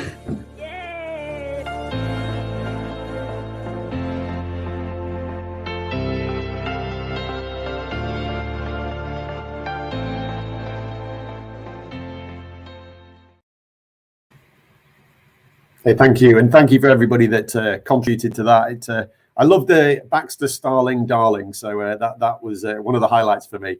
But thank you for putting it together to Bess and the team that helped us do that. Look, we're going to questions. I know there was a lot of questions yesterday, and we had some feedback that we didn't get to answer as many of them as we maybe would have liked to have done with the time. So we've got 15 minutes. If anybody has any questions for any of our guest speakers today, but not Larry, so certainly to the things that make us proud, please just add them to the questions, and I will bring them back on stage if there's anything specific for them. But let's go to the first question. Okay, so let me just read that out for the translators. So concerning the merger of nutrition and pharma in the new organisation announced last Friday, how will the product portfolio be distributed, and what are the consequences on employment? So, Chantal, I think I saw on Pigeonhole, I think this question was asked yesterday and it didn't get answered, so it's great that we've got a chance. Look, the merger of nutrition and pharma product portfolio. First of all, it's important to say that the nutrition product portfolio is clear. The pharma portfolio, what we mean when we talk about the pharma portfolio is the anaesthesia business, is the compounding business, and is the specialty injectable pharmaceutical business. So those three parts to the business, they are all coming over into one business unit. What that does not mean is that one person in front of the customer will be selling everything. So I think that's important to point out. And honestly, we have not designed the final organization as to how, and it will be slightly different in each cluster because certain businesses are bigger in certain countries than other businesses. We've got the compounding business and the OPAT business that will also be coming with us. I should point that out to be really clear. We are bringing the elastomerics and our OPAT business with us in the pharma and nutrition value proposition. There's a number of reasons for that. So to be really clear, elastomerics and OPAT come with the pharmaceutical and nutrition business together. Consequences on employment. Look, fair question. Let me take that one straight. There are clearly, and I think I started to articulate this, some changes that we need to make in our go-to-market. Yes, we constantly need to manage our cost position. So do Hillrom, so does the integration into Baxter, so does it within business units. But I do not see this change as being a reduction in the number of account managers that we have in front of our customers. So I can't be much clearer than that. Will it change slightly? Will some responsibilities change? Yes, they will. We do see some savings in the organization by continuing with some of our centralized digital marketing programs, with some of our omni-channel initiatives. Those will continue. Those are just good business practice. But hopefully I've been as clear as I can be in that question. Okay, in the announcement of the restructuring of the business units, nothing was to be read about the new SIP structure. Does it exist, and what are its tasks? Good question. Again, the names don't come up on the screen, but I think that was Carl, because I saw that in Pigeonhole as well. The Specialty Injectable Pharmaceuticals Organisation, just a quick reminder, this is an organisation that we recruited from nothing in 2021, headed up by Lars, who you'll hear from later as the leader. We recruited in each country. We recruited some competitive intelligence and some great European marketing additions. That organisation stays identical and will be coming with the pharmaceutical business. So nothing changes in that organisation. That team will be on this call. It's important to clarify that. What are its tasks? They still stay pretty similar as well. We've got a big range of drugs, profitable drugs, and some challenging launches And we are looking at acquisitions in this space as we speak. We've got 12 acquisitions that Luca and the team are analysing. Not all of those will come to fruition, but 1 or 2 of them are very interesting. So we are going to continue to grow that business. We are going to continue to use that channel, and that channel to market will not stay. Will stay exactly the same. It will not change. Okay, next question, please. The GBU and some countries have already merged the medication delivery and the acute teams. What lessons have been learnt, and how will we be incorporating these learns into our merger? So yeah, thanks, Catherine. I know that you asked that one. Yeah, so the GBU was announced a while ago that medication delivery and acute came together under the leadership of Riaz Rizal as a GBU lead. What did they see? They certainly saw a number of devices, be those Prismaflex or Prismax machines in ICU or pumps across med-surg wards that are connected to electronic medication records that allow data to go from the medication record into the device and from the device into the electronic medication record. So what we call bidirectional information and integration. So there is a lot of synergy.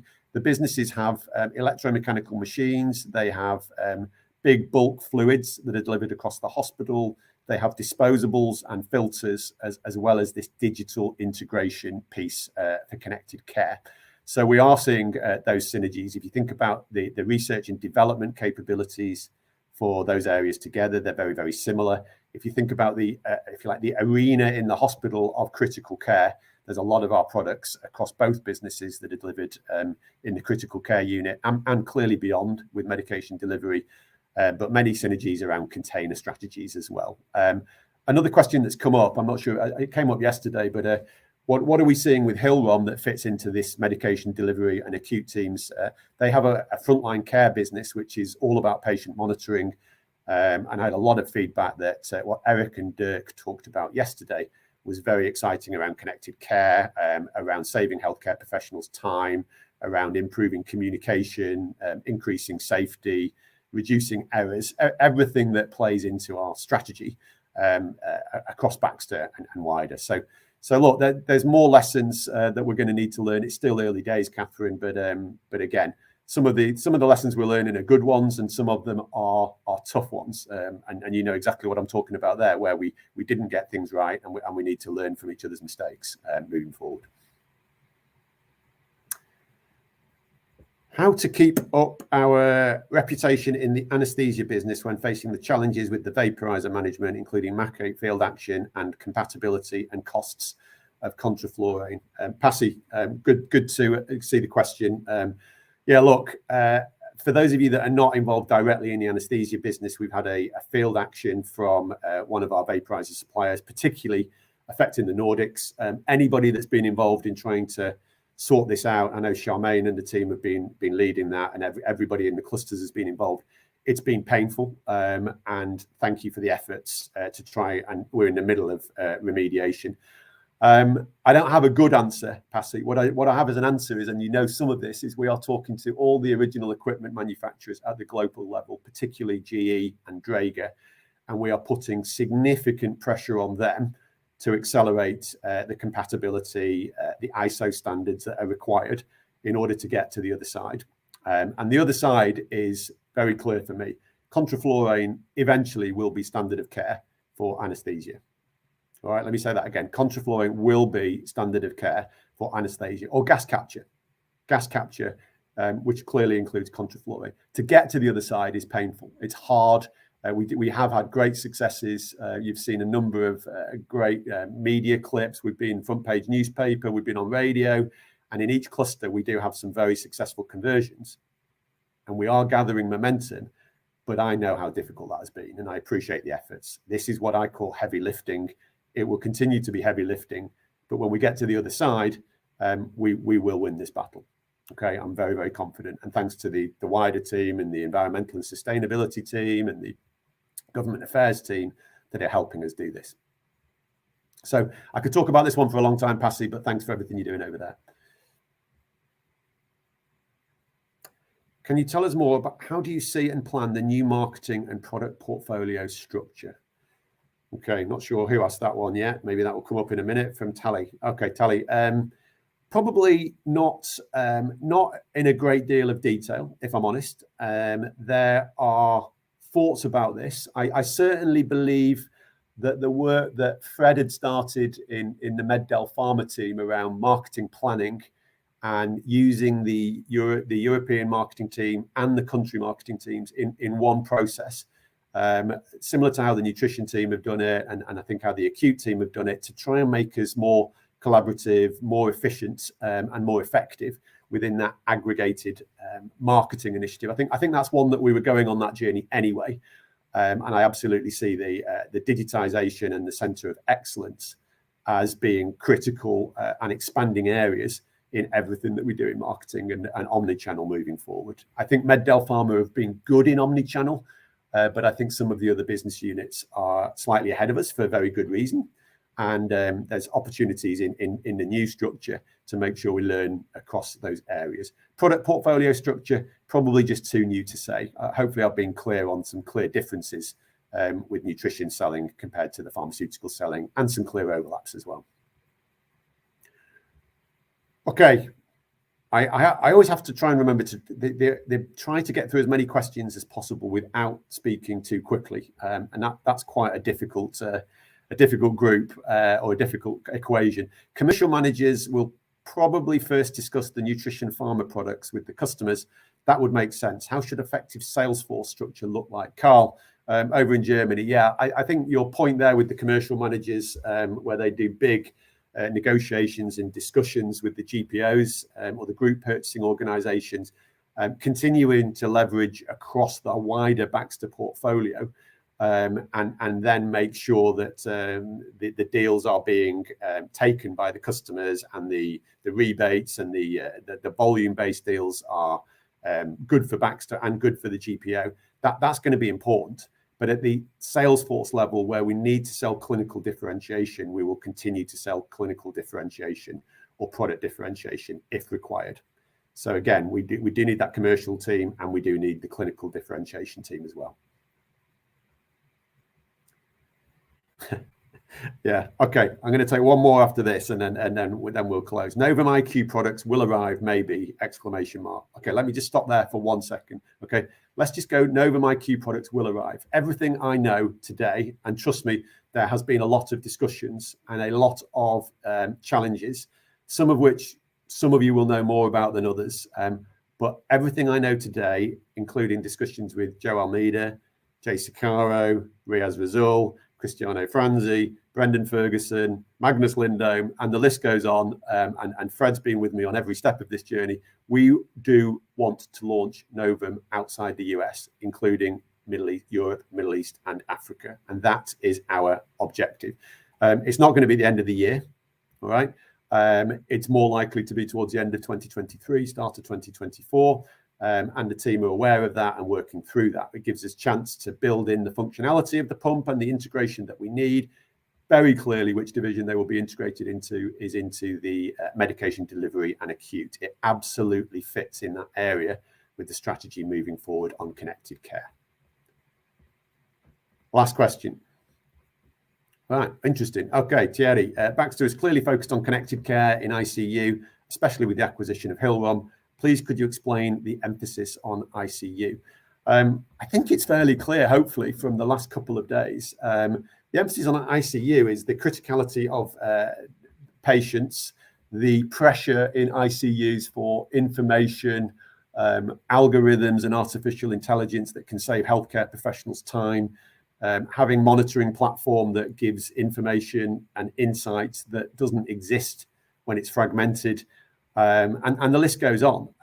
So I think we are incredibly well positioned to really be the partner of choice in ICU, both for product, service, and information moving forward. And that's exciting. It's something that the integration of Hillrom and the integration of medication delivery and acute, and those two things are not a coincidence. We needed to do both in order to position ourselves moving forward in a strong way. So look, exciting area. And hopefully, if we didn't get to, I don't know how many other questions there are, we will take other questions.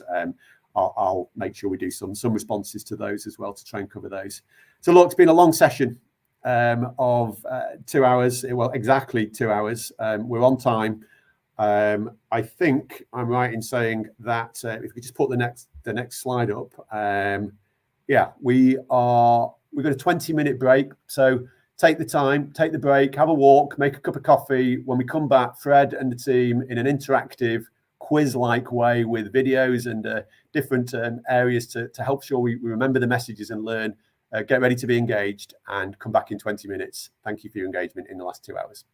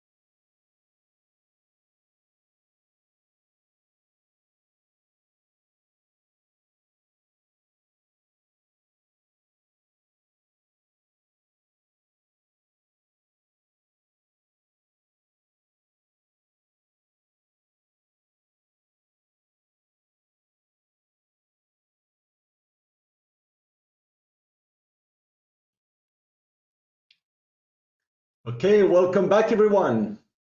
I hope you could relax a little bit and that you are now fresh and ready to make a difference with marketing. Do we have the slides up at the moment? I'm just trying to understand.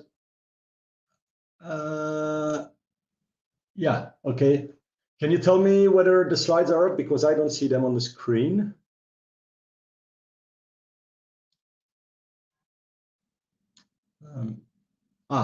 There they are.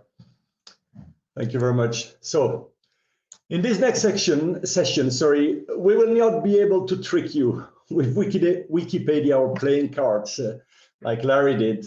Our aim will be to provide you with a clear vision, objectives, and a set of real-life stories that will help you make a difference for patients and for business in 2022. And we will try to do this in the most interactive way possible. So after I give you a brief overview of our objective and focus areas for 2022, I will leave the stage to some of our inspiring regional and country leaders who will share with us their own stories about exciting projects where they have made a real difference in their area. So next slide, please. Before doing that, I would like to start where it all begins, our patients and our customers, and how our unique portfolio makes a difference in their lives every day. Andy ended his presentation talking about pride, and this is where I would like to begin. Because it is the pride and the passion that you all have in the products and solutions that we deliver every day that will help you most to make a difference. Think about some examples. In anesthesia, we are the only ones on the market offering a sustainable solution to reduce greenhouse gas emissions in the OR, along with having the most complete portfolio of inhaled anesthetics. On injectables, Baxter is one of the very few companies in the world able to manufacture some of the most complex life-saving molecules used in oncology today. We should be really proud of that. In compounding, we are setting the industry standards in quality and service delivered, and we are rewarded by leadership positions in every market that we serve. IV solutions, where we have PlasmaLite and Mentalite, Baxter is offering the most complete and qualitative set of balanced solutions on the market. Patients monitoring, Starling is the only fully non-invasive hemodynamic monitor that is easy to use and provides accuracy in line with gold standards. And last but not least, on infusion systems, a few years from now, Baxter will launch Novum IQ, as reminded by Andy, and it will be then the most advanced smart infusion platform on the market with unmatched capabilities in connectivity, ease of use, and medication error prevention. So next slide, please. And what brings it all together is that all of those products and solutions are making a difference for stakeholders along 3 dimensions. We work at eliminating preventable harm, we help drive efficiency of care, and we enable personalized therapy. And also in line with our connected care vision that was shared yesterday by Eric, one of our new leaders joining us from Hiram, our ultimate goal is to provide even greater value to patients and customers through the development of our digital health roadmap, which will see us moving from initially standalone devices to interfacing them with hospital systems, boosting them with artificial intelligence, and finally integrating them, and those of legacy Hiram as well, into one single platform for even greater clinical benefits and insights and optimized workflow for all our caregivers. So next slide, please. But before we reach that vision, however, we need to focus this year on developing each and every part of our portfolio, and with a particular emphasis on certain business areas, also known as our WIGs, or the widely important goals that I hope you all are familiar with by now. So let me go through those for 2022. There are 7 of them. First of all, Starling. This will be one of our key growth areas in 2022. We aim to expand our reach, primarily into operating rooms, but also in emergency departments, ICUs, and reach in total $6.5 million sales in 2022, which is tremendous growth versus last year. And to reach that objective, one of the big focus will be also on increasing the consumables turn on existing already installed devices. Next, pumps.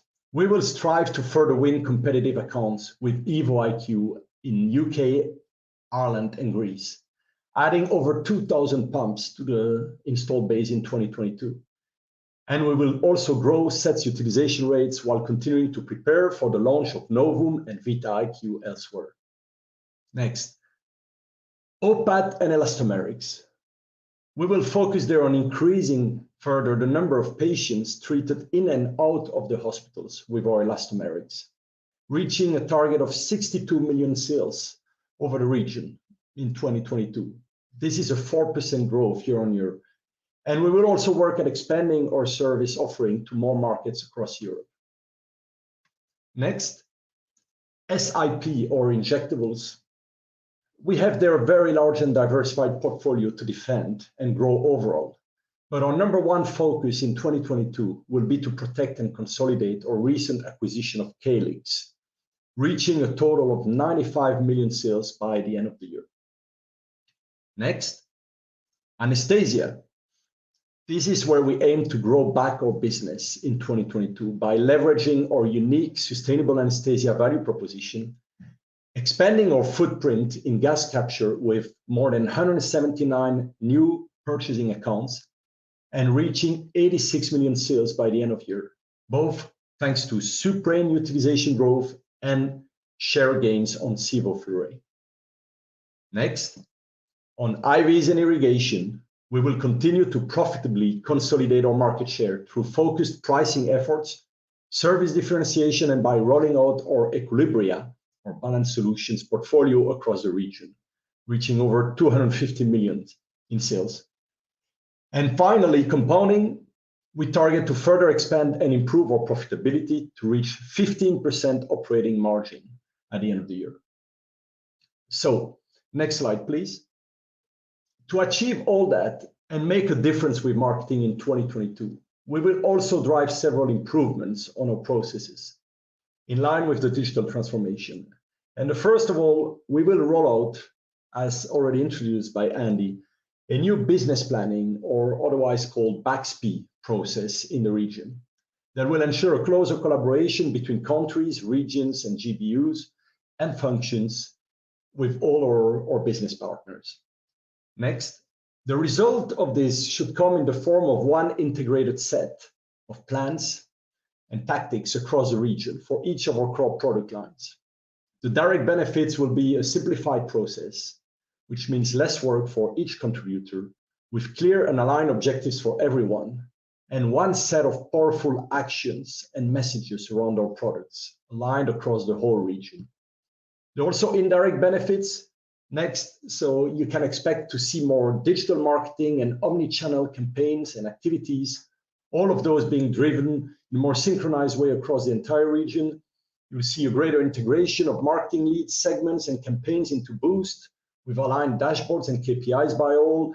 And finally, more insightful and regionally aligned Tableau reports that we can all share and look in a common way.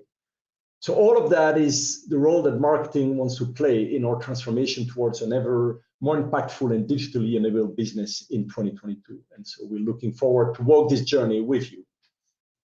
So next slide, please. But most importantly, as I introduced at the beginning of my talk, so beyond our products, beyond our strategies, it is you who can make and will make most of the difference for our patients and our customers in 2022. And to do so, you need to be proud of the solutions that you bring to customers. You need to be proud of who you are, and you need to have a dream, the vision and the passion of where you'd like to go. And finally, you need the will and the courage to turn this dream into a reality. And Antoine de Saint-Exupéry, whom I hope I don't need to introduce, but he once said, "Fais de ta vie un rêve et d'un rêve une réalité." So make your life a dream and a dream a reality. And I wish you can all find the inspiration there to reach performance, purpose, and pride, and ultimately success into 2022. So next slide, please. I would now like to leave the stage to my special guest of the day. And there will be many more than those that you see on the page here, but those are the ones who will introduce each separate deep dive on the various product lines that we will focus on this afternoon. So we will have Charmaine on anesthesia, Catherine on IV solutions, Agnes for patient monitoring, and Lars for the specialty injectables. They will each introduce themselves. And then after a short and fun quiz, they will introduce you to some of the key messages and the objectives for 2022 for their respective business lines. And then they will pass it on to some of our amazing country team members who will share key learnings from exciting and successful projects that they have already implemented in those areas, and which will hopefully inspire you to dream and succeed as well with those product lines in your territory. And so at the end of it all, I will leave some time for a Q&A session. So please go to Pigeonhole and let us know what you have on your mind all along the presentations. So Charmaine, over to you and get us inspired on our gas capture strategy. Thank you. Hi, good afternoon. My name is Charmaine James from the European marketing team. And with the help of some special guests, I'm going to talk to you today about the anesthesia and gas capture business. So Fred said at the beginning, we wanted to make this interactive. So for each of these segments, we're going to start with a quiz. So on the right-hand side of your screen, you should have been asked, had a little invite to say, join the quiz. Please click on that. And there will be a winner at the end, and it's based on fastest finger first. So with that, let's get started with the first question. So at COP26, how many countries set national targets for climate resilient, low carbon healthcare? Was it A, 3, B, 26, C, 34, or D, 51? Time should be up, and we should move into question 2.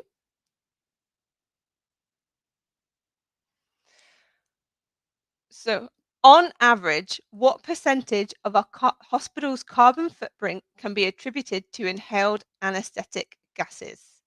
Is it A, 4.1%, B, 5%, C, 5.5%, or D, 6%? So the question again, on average, what percentage of a hospital's carbon footprint can be attributed to inhaled anesthetic gases?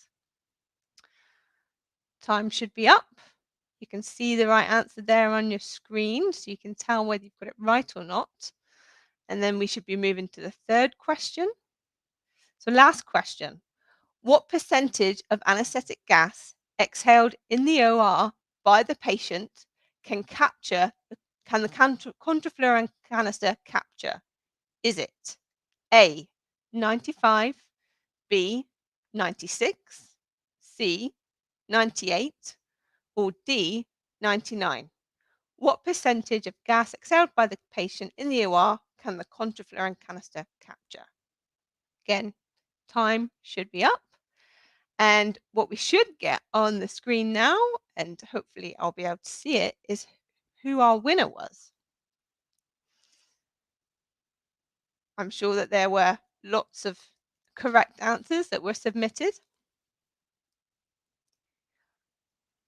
Here we go. And I can see that, yeah, you're lots and lots of experts there, but the fastest person was Dylan Patel. So very, very well done for winning that quiz. You all have a chance to do another quiz with the other presenters later on as well. So if we could just go to the next slide, please. So as you all now know, the contrafluorine capture can capture 99% of a patient's exhaled gas in the operating room. But why that's important is because what that means is by using a contrafluorine canister, a hospital can significantly reduce their CO2 emissions, helping them achieve those environmental targets that they've set.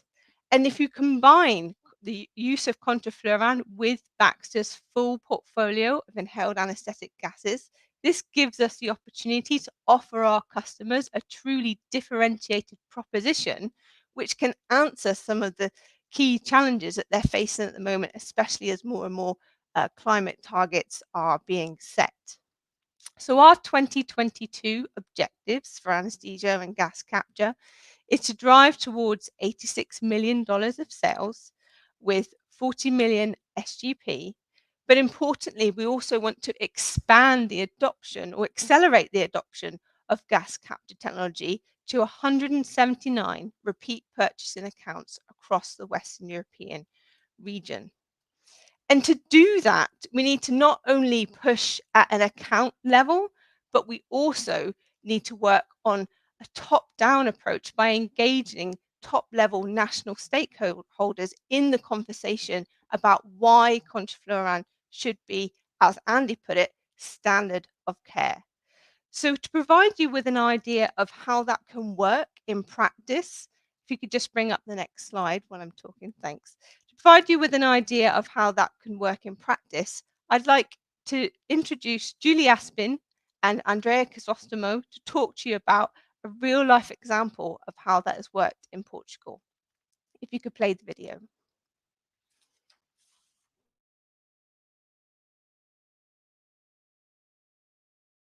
Hi, I'm Julie Aspin. I'm Sustainability Lead for the EMEA region and supporting the medication delivery and pharma business.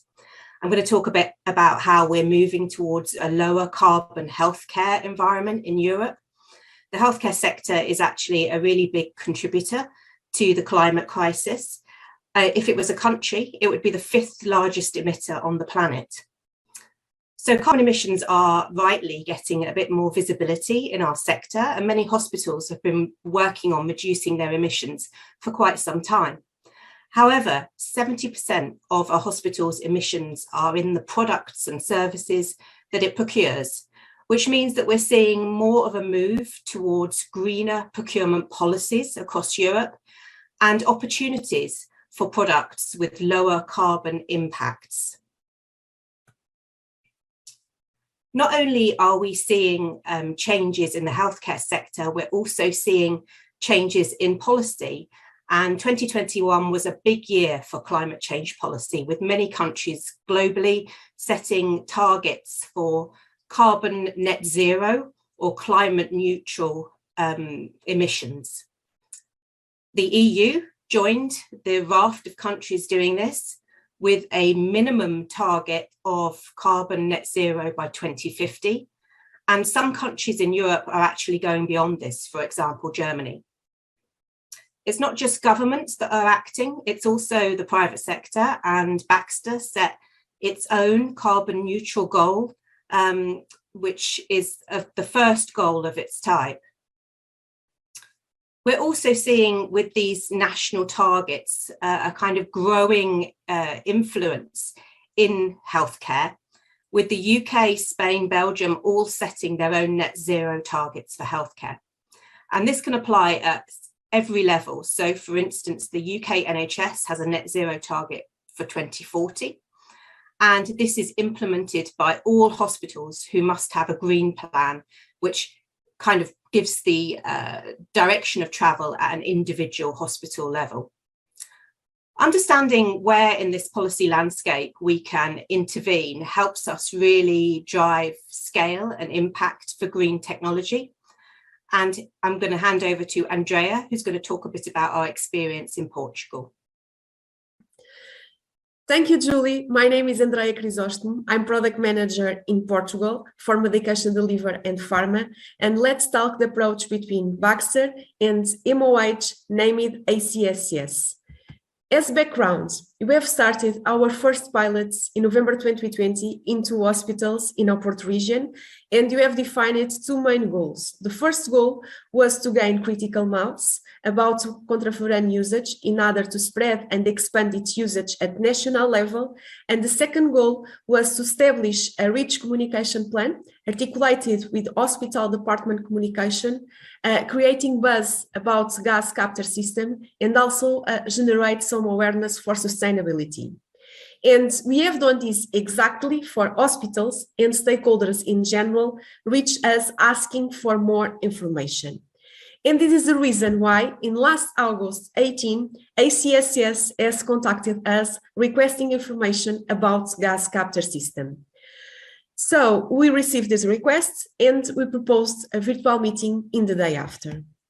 On August 19, we had our first meeting with facilities and equipment unit from ACSS, building by electronic, mechanical, and environmental engineers, where we have done our contrafuran presentation. And the haha moment was when we are showing the highlights of life cycle assessment. The hot topic was 69% reduction in greenhouse gas emissions through contrafuran implementation. So here, a clear action point was to schedule another meeting to explore, to dig the life cycle assessment. So far, we established a new date for life cycle assessment analysis in the beginning of October.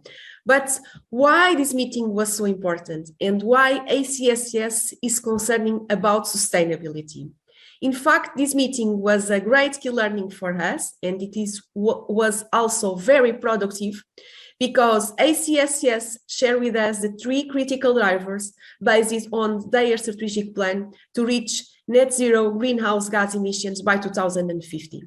Namely, the Portuguese Resilience and Recovery Plan COVID-19 Impact, the Eco Health Plan 2020-2030, and the Low Carbon Strategic Plan, where the common goal here is to decrease the carbon release into the atmosphere. So connecting the dots, this perfectly fits with our solution, with our technology. For you have an idea, now we are using this kind of approach for new contrafuran accounts. And I think that is important to reinforce that between the middle of August and between the middle of October, ACSS want to in person receive feedback from the pilots and travel around 300 kilometers. It is almost the half of Portugal to get more information, to get more knowledge about this technology. So in October, we have done a deep dive of life cycle assessment with a obvious Baxter department collaboration, marketing, sales, EHS, and sustainability, with support from Julie, where we have discussed the detailed assumptions of life cycle assessment. And another important topic was the fact that anesthetic machines need to be in passive mode for contrafuran installation. And I would like to highlight here that ACSS must consider to open a new tenders for anesthetic machine providers with passive mode as technical specification in order to match with the gas capture system. And what is the main delivery of this meeting? What is the expectation?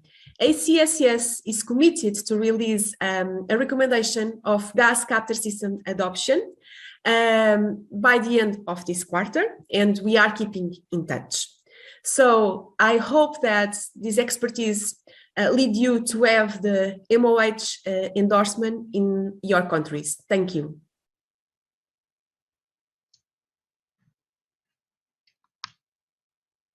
Wow.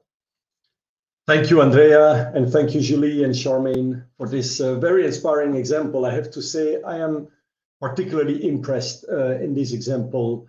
First of all, by the content is really touching me, because I think it touches on the priorities of the healthcare sector, some of the strongest priorities, and of humankind in general nowadays.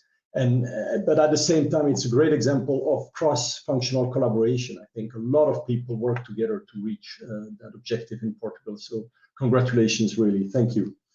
So let's move now to the next deep dive of this afternoon with Catherine, who will bring us through the IV fluids.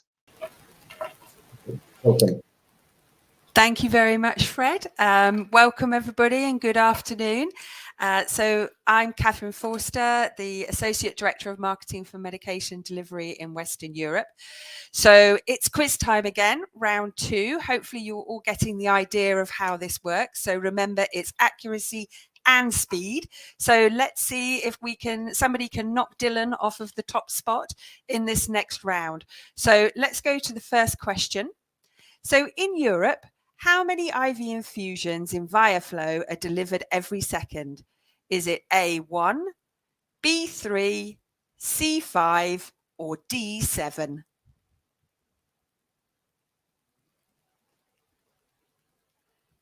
So hopefully you've managed to get the right answer there in a quick time. So we'll be moving shortly to the next question. And question 2. So how many patients receiving IV therapy could develop a complication? Sorry, is it A, 1 in 5, B, 1 in 10, C, 1 in 20, or D, 1 in 25? So if you want to get your answer in there as quickly as possible. And hopefully you've been able to get your answer in there to get yourself up on that leaderboard. And now let's move to our next question. And our final question in this round is, in a recent survey, only 71% of doctors knew the sodium content of 0.9% sodium chloride. Is that true or false? And I have to say, this one is quite a scary fact for me, and that might be giving some of you a hint who don't know the answer to this question. So I think we're probably close to getting to the leaderboard. It just takes a little while for them to collate all the information there. But as we're waiting for that, hopefully you found that information interesting. And for those of you that didn't know the answer to that last question, well, I'll give you a hint. It was actually true, which I find quite a scary fact. So let's have a look at the leaderboard. Oh, so Dylan has come completely off of the leaderboard now. But in first place, a big virtual round of applause for Karen, who's in our first place.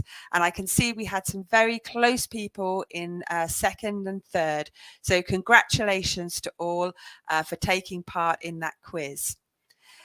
So you saw those questions, and those are really leading into why we've developed the key messages we have around our Equilibria portfolio. So for those of you who aren't so familiar with our Equilibria portfolio, these are our balanced solutions which are unique to Baxter and provide a differentiated solution for patients' plasma light in the resuscitation and replacement phase, and our new solution that we've launched over the last year, Main-to-Light, for patients when they go into the stabilization phase and require maintenance. So our key messages around the Equilibria portfolio is around, first of all, unlocking the potential for improved outcomes. And secondly, it's about making sure that the healthcare professionals are delivering the right fluid for the right patient at the right time. And then hopefully, if we're unlocking the potential for improved outcomes in giving the patient the right fluid, then we're reducing complications. And then finally, in helping our healthcare professionals to have a better understanding of fluid management, this really links into our final key message, which is about enabling the implementation of effective fluid management. So with our 2022 objectives, we have 2 key objectives for our IV solutions and Equilibria portfolio. So as you saw at the beginning when Fred presented our WIGs for the year, the IV portfolio makes up a large proportion of our budget in the medication delivery. And so it's absolutely key for us to maintain our market share profitably of this portfolio in Western Europe. And we'll do this through our pricing, the mix of products, and also by providing service differentiation. and then specifically focused on equilibria, then our goal is to increase our ratio of our equilibria solutions versus the regular solutions that we have in our portfolio, and moving those from where we ended in 2021 of a 9.2% ratio up to a 12% ratio by the end of the year.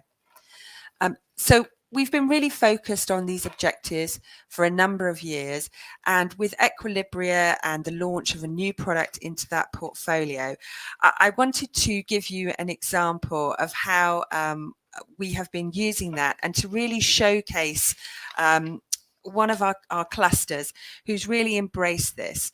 So I'm really excited now to be able to introduce some members of the Benelux team, and if we can move to the next slide, who are going to talk us through a great initiative that they ran in Benelux through a series of webinars which were focused on fluid management, and both from an equilibria and a Starling perspective. So I'd really like to thank Stefan, Grit, Mike and Neil for pulling together this video and helping you to see the great work that's been done in Benelux in embracing the equilibria and the fluid management program. So if you'd like to show the video, thank you.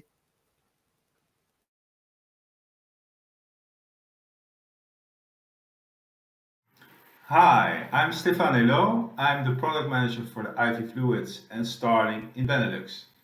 I'm reaching out to you because we had a very successful organization of next level IV fluids and hemodynamic monitoring cycle in the Benelux in 2021. We organized it in the beginning of the year with an excellent speaker lineup: Dr. Niels van Regenmortel, intensivist in Antwerpen, Professor Scheren, anesthetist in UMCG, and Dr. Boerma, intensivist, internist in Leeuwarden. So what we did basically is having a cycle. We started in June with the theory of the 4 Ds and the 5 Ts. Then we followed that up in September with a webinar where we put the application of the theory in practice to close our webinar cycle with national guidelines, international guidelines around the perioperative goal-directed therapy and patient casuistics. This concept was very well appreciated by our HCPs. We invited all the anesthetists, the intensivists, OR staff, ICU staff, and we had 418 attendees, 146 coming from the Netherlands and 272 coming from Belgium, across 100 hospitals.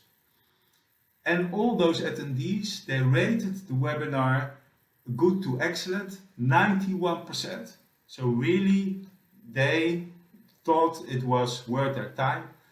And it was very good for us also, because if you think about equilibria and Starling, this webinar is also conducting in that direction. And those are the leads that we will be able to capitalize also in the near future.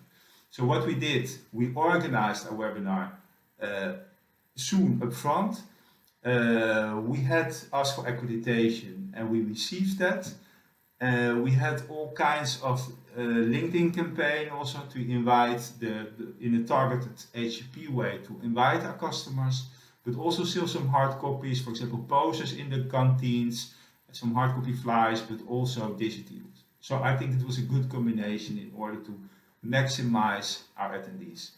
Now I will give you the word to our clinical specialists and account managers who really made for us a difference and were also very, very much responsible for having this great audience. And they will tell you a little bit what their impression was about it. Thank you very much. Bye-bye. The series of this webinar was very successful. We had up to 230 participants during each session, and the evaluation we got back from the participants were great. We have managed to get a lot of leads due to these learnings. People call us personally and we were able to contact them using our participation list they had to fill in prior to the webinar. A good example was an anesthesiologist working in the hospital in Sneek. He was very enthusiastic about the presentation Niels van Regenmortel gave, discussing the right solution, treating the real patient during the last webinar. He really would like to receive the presentation and make a follow-up meeting in his hospital. We agreed to make an appointment to discuss our plasma light and Mate-Light fluids and look at the possibility of using hemodynamic monitoring in the OR. A short word about a successful Benelux Equilibria and Starling webinar with nearly 300 registrants. The aim is further adoption of Equilibria and hemodynamic monitoring before, during and after surgery, a way to improve patients' outcomes. Most important is to provide a top-level educational Baxter session, something of which we are renowned for by our physicians. And as location doesn't matter anymore when organizing a webinar, we were able to send our message to each doctor in every corner of the Benelux. There are only a few ingredients for a success like this. And that is an attractive and trending topic like Equilibria and Starling, and known speakers that master the topic. An extra step forward in our mission, save and sustain lives.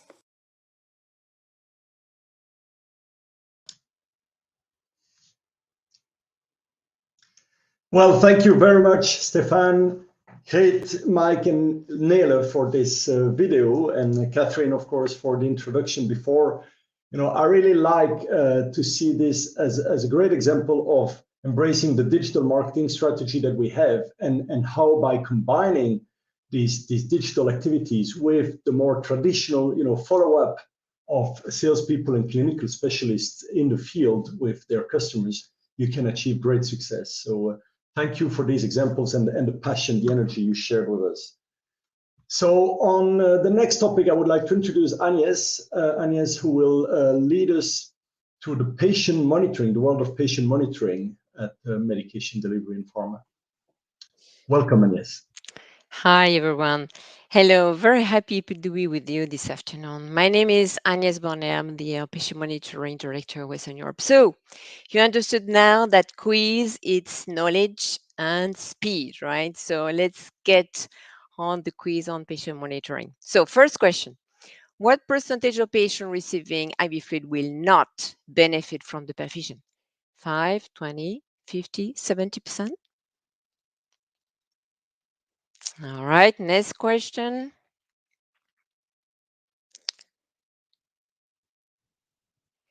Where is the speed? Next slide, please. All right. Can an extra perfused liter increase mortality to critical ill patients? Yes or no?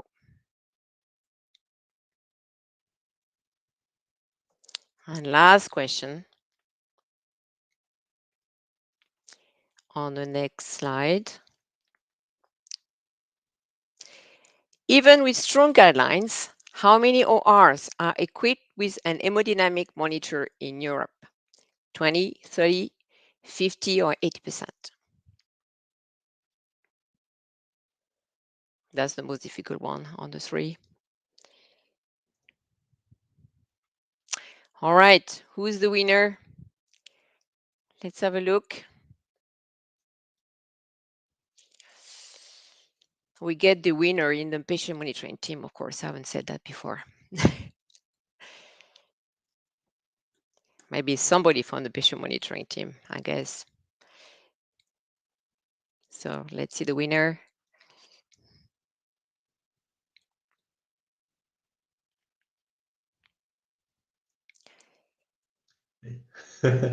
You're right. The computer is blocked. No, I'm not the winner, Oh, Fred is the winner. Here we go. No, we love speed, Agnes, but we need to give a little bit of time for the computers sorry to about follow that. us, because we are so fast. My fault. We're waiting for the results of the quiz. All right. To be computed. Here we go.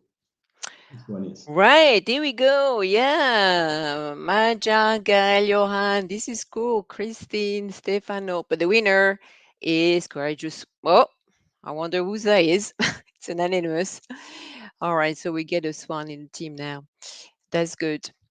Right. So yeah, you get it from the quiz, right? I mean, here we're talking about very serious matter. So a big portion of patients actually will get adverse event if they get some fluids, right? And yes, if they have an extra liter after 6 liters for critical ill patients, we will increase mortality, right, by 2% for each liter. So here it's life and death, you know, this is very serious matter. So the fluid is a drug, and for any drug, you need to assess the need and you need to monitor the impact. We have a solution in Baxter. We have a 100% non-invasive monitoring system that allow us to set and to find out what is the value that the patient will get through the anesthesia and be able to manage the fluid. So what is our objective? Actually, it's not 2-digit growth. It's a 3-digit growth every year. We are still in a launching phase, so 6.5 million for this year. We're going to be 20 million in 2025. The margin is huge, 90%. So, and how do we going to reach that? Well, the thing is, you know, there is a great synergies as well and a great, very comprehensive portfolio that we have today. And that's for, you know, the journey on the sepsis patient as an example. We can do a early diagnosis with the Connex and the early warning score. Then we go to fluid management with the patient monitoring. We follow those patients in the wards, and we go up to the ICU where, you know, we're going to have the CRT with the PRIX-MAX. So it's really the whole patient pathway, and same for the surgical pathway, right? I mean, we're going to set the personalized target before the surgery, manage the fluid during the surgery, follow those patients, you know, especially the next 48 hours is critical for surgical patient, and 80% of the patient go to the med surg floor. So we need to have those very intelligent alarm that will find out if some patient deteriorates. And then the surgical ICU, of course, well, the fluid management is key.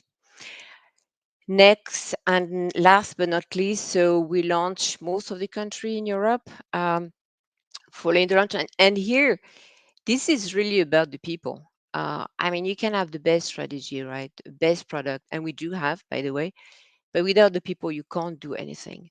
And I have to say that we talked about proudness today, and I'm very, very proud about the patient monitoring team because of their agility, because of their commitment, because of their really high training. And that's, you know, it's a hard training, but everybody passed it. So congratulations to that. And the professionalism. So really the French, the Italian, the Spanish, the Portuguese, the Benelux, the Nordic, the Greek team, really, really well done. And thank you. The last one you got from the quiz is that actually it's a very underpenetrated market, right? So what are we talking about? We're talking about changing the medical practices. We're talking about increasing awareness. And that's hard because you need to convince, right? So you can do that only with very strong medical knowledge and a very efficient prescriptive selling process, which we have. And let's have a good example from the German team on the evaluation process, where in fact, you know, there is a trial on patient. In most of the time, we have over a 90% success rate when we do these evaluations, meaning that when we start the evaluation, 90% of the time we get the deal. And that's through professionalism, preparation, and teamwork. So thank you, Boyan, Martin, Guido, and Tony to take us through. Thank you, team.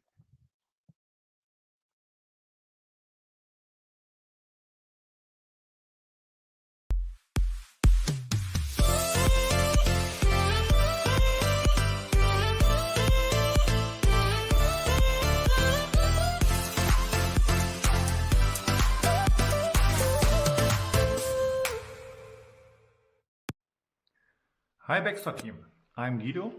As account manager for Western Germany, I am responsible for the acquisition of new Starlink customers in different departments of the hospital. Our main focus of the hemodynamic monitoring is the OR, ICU, and the emergency department. Preparation is key. All the stakeholders should be involved and informed. We are talking to the biomeds, anesthesiologists, head nurses, and the equipment referents. Together, we plan the test presentation and demonstration of the Starling monitor. But the first step is to select the target department. Also important is the identification of the main contact person. This may be, for example, the senior physician. And what is really necessary during the demonstration, we need a fixed contact person for each day who is informed and involved. So I need to discuss the timeline of evaluation, and the contract documents must be signed before start. And now I hand over to our therapy specialist, Bojan.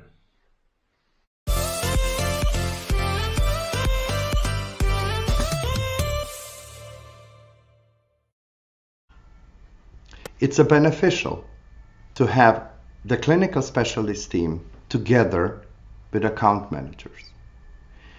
With two types of interaction, we are able to face different stakeholders, especially in large hospitals and when possible. Guiding the physicians to see the benefit of monitoring and creating a mindset for non-invasive hemodynamic monitoring, usage of time pre, during, and after surgery, and also understanding a department dynamics and identifying the future medical reference and expert nurses for the implementation steps are very important.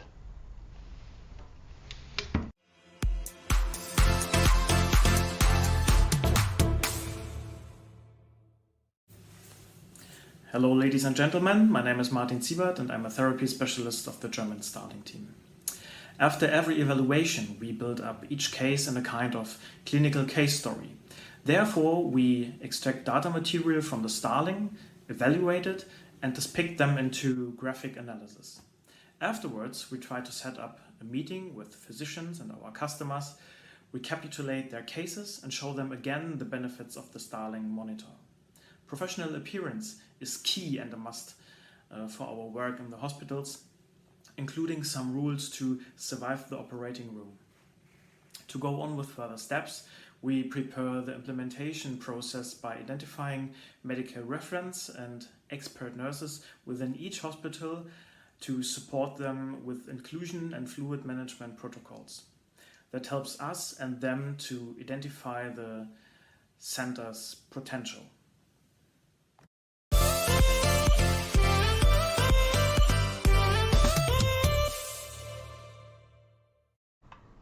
The daily business in the hospital shows us collaboration and teamwork is a key factor for being successful. No one can flute a symphony. It takes the orchestra to play it. I'm so proud of the German Starling team.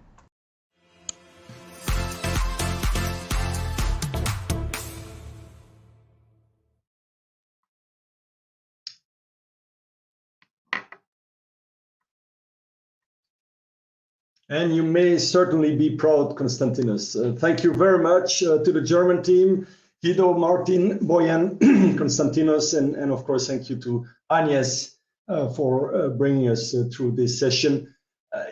Remember, Starling is really a critical component of our growth and our plan for next year. And I think this example from the German team shows you how, deep preparation, collaboration between the various teams and also expert knowledge, scientific evidence will be key to make a difference in that area. So thank you, team. And I would like to introduce you now, last but not least, Lars will lead us through a last exciting area of our business, specialty injectables. Welcome, Lars. Thank you, Fred. I hope everyone can hear me. I'm very grateful to be able to come on here and present. And as per routine in the last couple of sessions, we will start off with a quiz. And what is really important here is to get it right and get it right fast. So what makes Calyx unique? Is it because it's an injectable product? Is it because it's a liposomal formulation? Is it because it's pegulated and a liposomal formulation? Or is it because the brand name is the Icelandic word for goat cheese? Please select your answers.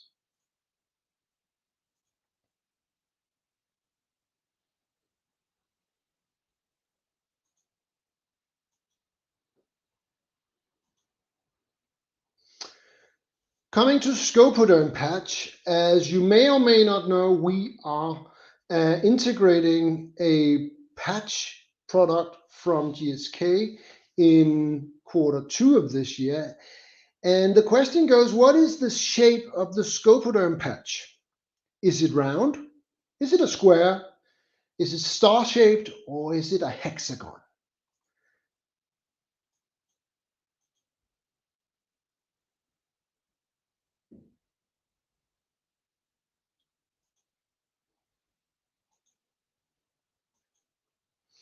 And for the last question, I know it gets a little bit technical and maybe even pharmaceutical nerdy, but what is the original brand name of our diuretic furosemide? Is it Furox? Is it Lamix? Is it Funicide?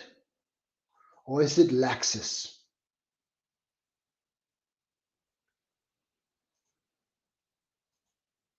Now, I am interested to see the results because I do know that Baxter is predominantly a medical device company, and I asked a lot of pharma questions.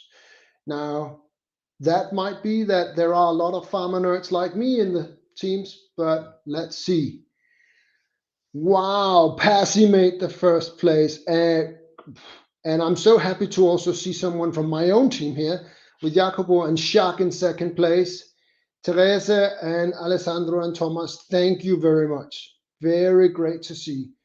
And a total of 9 seconds. That's really amazing, Pasi. Now, briefly, I've been with the company for 8 months approximately. So I've had the pleasure of meeting many of you, but not everyone, of course. So just a brief introduction. My name is Lars. I am working with Andy, leading the specialty injectable pharmaceuticals business. I live in Denmark. And before joining Baxter, I spent almost 15 years at Pfizer working at various different roles across their business, which spans everything from OTC to very complex compounds. Now, to give an introduction into what we are looking at for injectable pharmaceuticals in 2022, we are basically looking at revitalizing the commercialization of established brands. In the portfolio are some very key treatments in oncology, like our Holoxan, Endoxan, Sendoxan brands, Mesna, etc. Then we have the distinct pleasure of integrating Calyx into our portfolio at the end of last year, and Calyx is the biggest brand in our portfolio, which is also an oncology portfolio and is an essential part of the treatment for cancer patients. We are aiming to supply these key treatments to hospitals both at affordable and competitive prices. So what do I mean by that? There is on one hand a value proposition and a value-based pricing for a brand with no competition. And on the other hand, if there is generic competition for a brand, and we might be that generic, we're looking at more competitive pricing as opposed to value-based pricing.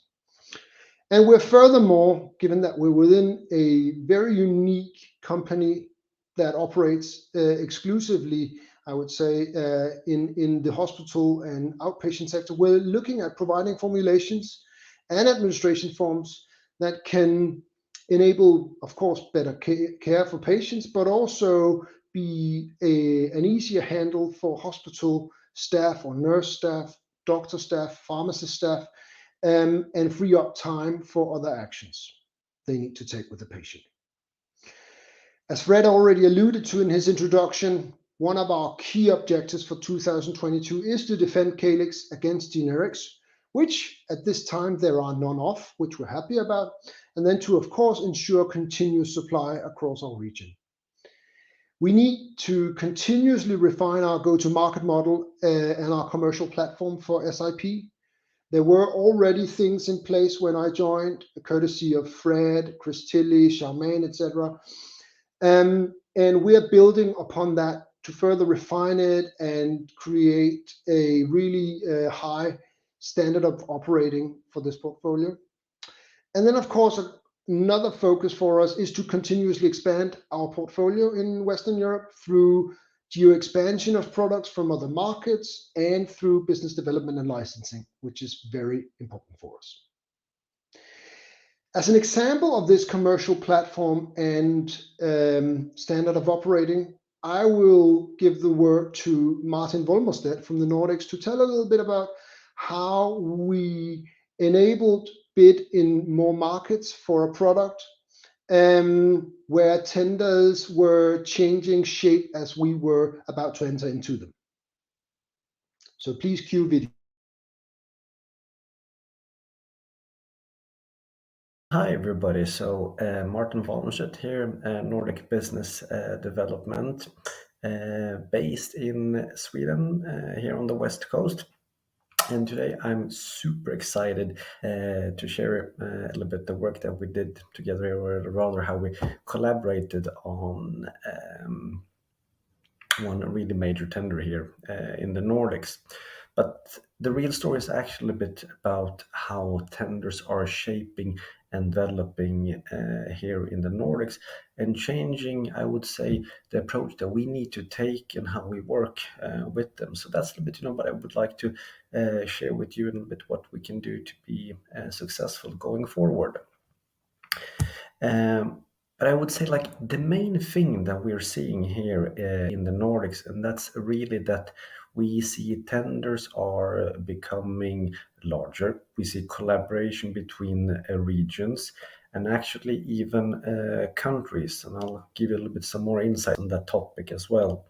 But more and more, we're seeing more criteria being added. Typically, often in the past, it was like often just based on price. And one of the main reasons that we're seeing behind this is that for many of the countries and even in the region, we're seeing that there's actually often sometimes supply issues with a lot of medicines. And I think this has been really accelerated and seen even more now in the pandemic. So some of the key issues for countries is actually just securing supplies of key drugs or medicines. And I think this is something that we've seen quite a lot of for Denmark and Norway. And this actually led up to one thing, and that is that already in April 2019, Norway, Denmark, and Iceland piloted a first joint tender. This was just for 2 molecules, but the idea was to attract a little bit more attention and interest from the market. And it worked out quite well, but this one was purely based on price. And this is now developed, and what we saw in 2021, that in June they published a new tender. And we saw that there was a lot of more molecules in scope. I'll give you some flavor of that in just a second. But the key thing that in addition to price, they looked at security of supply. And that's something that we see more and more of. But the main thing, they also added an environmental criteria.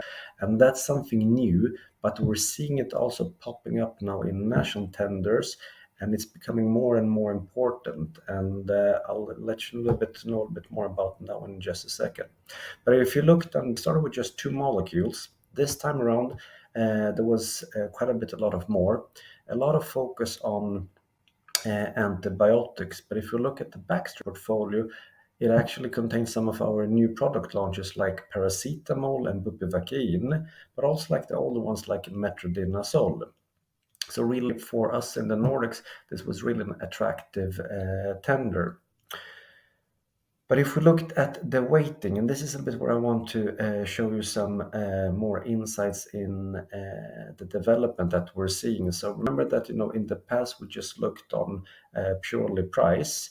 So this was the weighting this time around. Price was only 50%. security of supply 20%, but look at the environment, 30%. So that really has a huge impact, and it's really critical, you know, how do we address and how do we answer to these requirements, okay? So this really demanded a completely new approach from us from the Nordics. So if you looked at it in the past, typically maybe you had sales working together with bids, taking a little bit of input from pricing. Sometimes maybe you reached out to RA or supply chain if you had any questions. But this time around, we took all the functions into a joint startup meeting, and that was really critical for the success. I can just let you on a small thing with regulatory. Typically, when we talk about Iceland, we usually, it's an exemption. We can sell products with a different label. But if you read the fine print this time around, actually was a requirement that you needed to have a market authorization within 12 months. And that really needed to kickstart some activities from RA. So RA, for instance, needed to reach out to Global for support. And that also changed that we saw that we need to address a little bit how we work with Global, change that process so it really fits with the dynamics that we're seeing in the market now. But remember, environmental, 30%. So when we talk about sustainability, there was a huge effort put in here in addressing some of the questions that came up. So I'm just going to give you a couple of examples where we needed to jump in. So we needed not only to look on a regional level, but we need to look to corporate EHS. We needed to look at, you know, what kind of wastewater management do we have? You know, what's the life cycle in that? We needed to talk with corporate procurement to see a little bit, you know, on our supply chains, how sustainable are they? You know, what process do we have in process? Manufacturing, for instance, you know, what certifications do we have? Again, you know, how do we manage waste water? How do we source our APIs? From which country, etc., etc. Or with freight, for instance, that fuel, what type of fuels do we use in our trucks, etc. But this was just to give us some kind of a small flavor of what was required. But if we do this good, then we are in a super good position. And hats off to this. So one of the net results from this is actually that AHS produced, let's call it like a fact sheet. And actually during the Congress now, the Nordic team will do training on that one, a little bit how we can take some of the key things from our side and how to work towards tenders and, you know, lift them up in the right way. So really like, you know, do good in between tender work. So there's going to be some workshops on that going forward. So I don't know, all in all, you know, I just wanted to round off with the last slide, but I say, you know, when we work together and put everything in place, we basically secured a multi-country tender for our new product launch, generating, you know, for the Nordics over close to $1 million in sales, you know, bringing two smaller markets together. So for us, this was really huge, and it wouldn't have been possible if we wouldn't have worked and collaborated as a team between the functions. So big thanks from my side.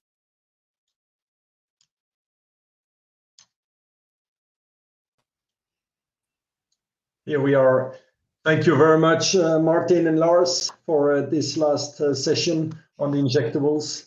I think it was another truly great example, Lars, of the collaboration, you know, that will make us win moving forward. I think Andy insisted on that before. We are together on this, and only if we act, work, and execute together, we will succeed. So thank you very much. And now we have all the panel back on screen for a Q&A session. And well, in the awaiting for the questions to come to our screen, I propose I start with a few questions of my own to some of the speakers. I'll start with Charmaine, actually, on anesthesia gas capture. You know, we know that the uptake of our gas capture solution has been slower than we would have liked it. But could you please tell us more about what's our status of the conversations with the anesthesia workstation suppliers, and then where does the sales team should focus on to make this technology a success? Yeah, thanks, Fred. So I think the first thing I'd want to say in response to that question is just remind people that with gas capture, we're launching something completely new. We aren't launching a new version of a pump where a customer would be familiar with 80% of the features already. We're launching something that people have literally never had in the OR before. So it represents significant change, and change is never easy. So it's true that the fact that Contraflora needs to attach to a workstation, which is owned by a third party, has presented some challenges for us.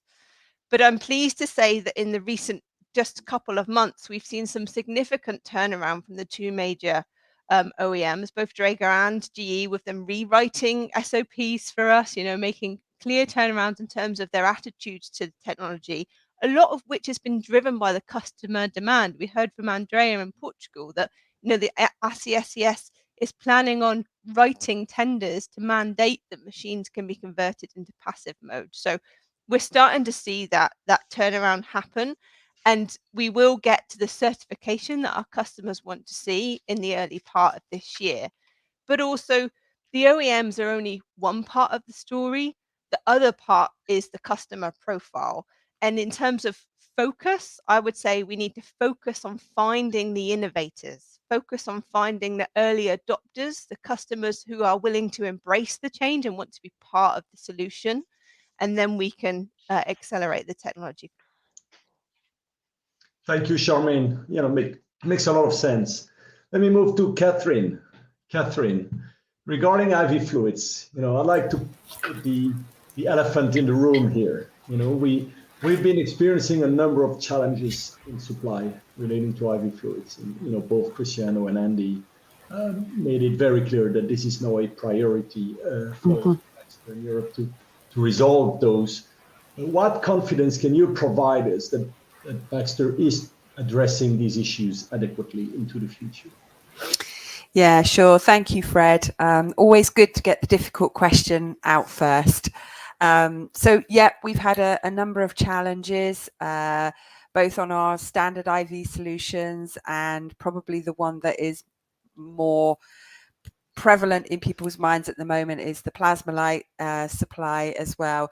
So from a confidence perspective, I just want to reassure everybody that the corporation is taking this incredibly seriously.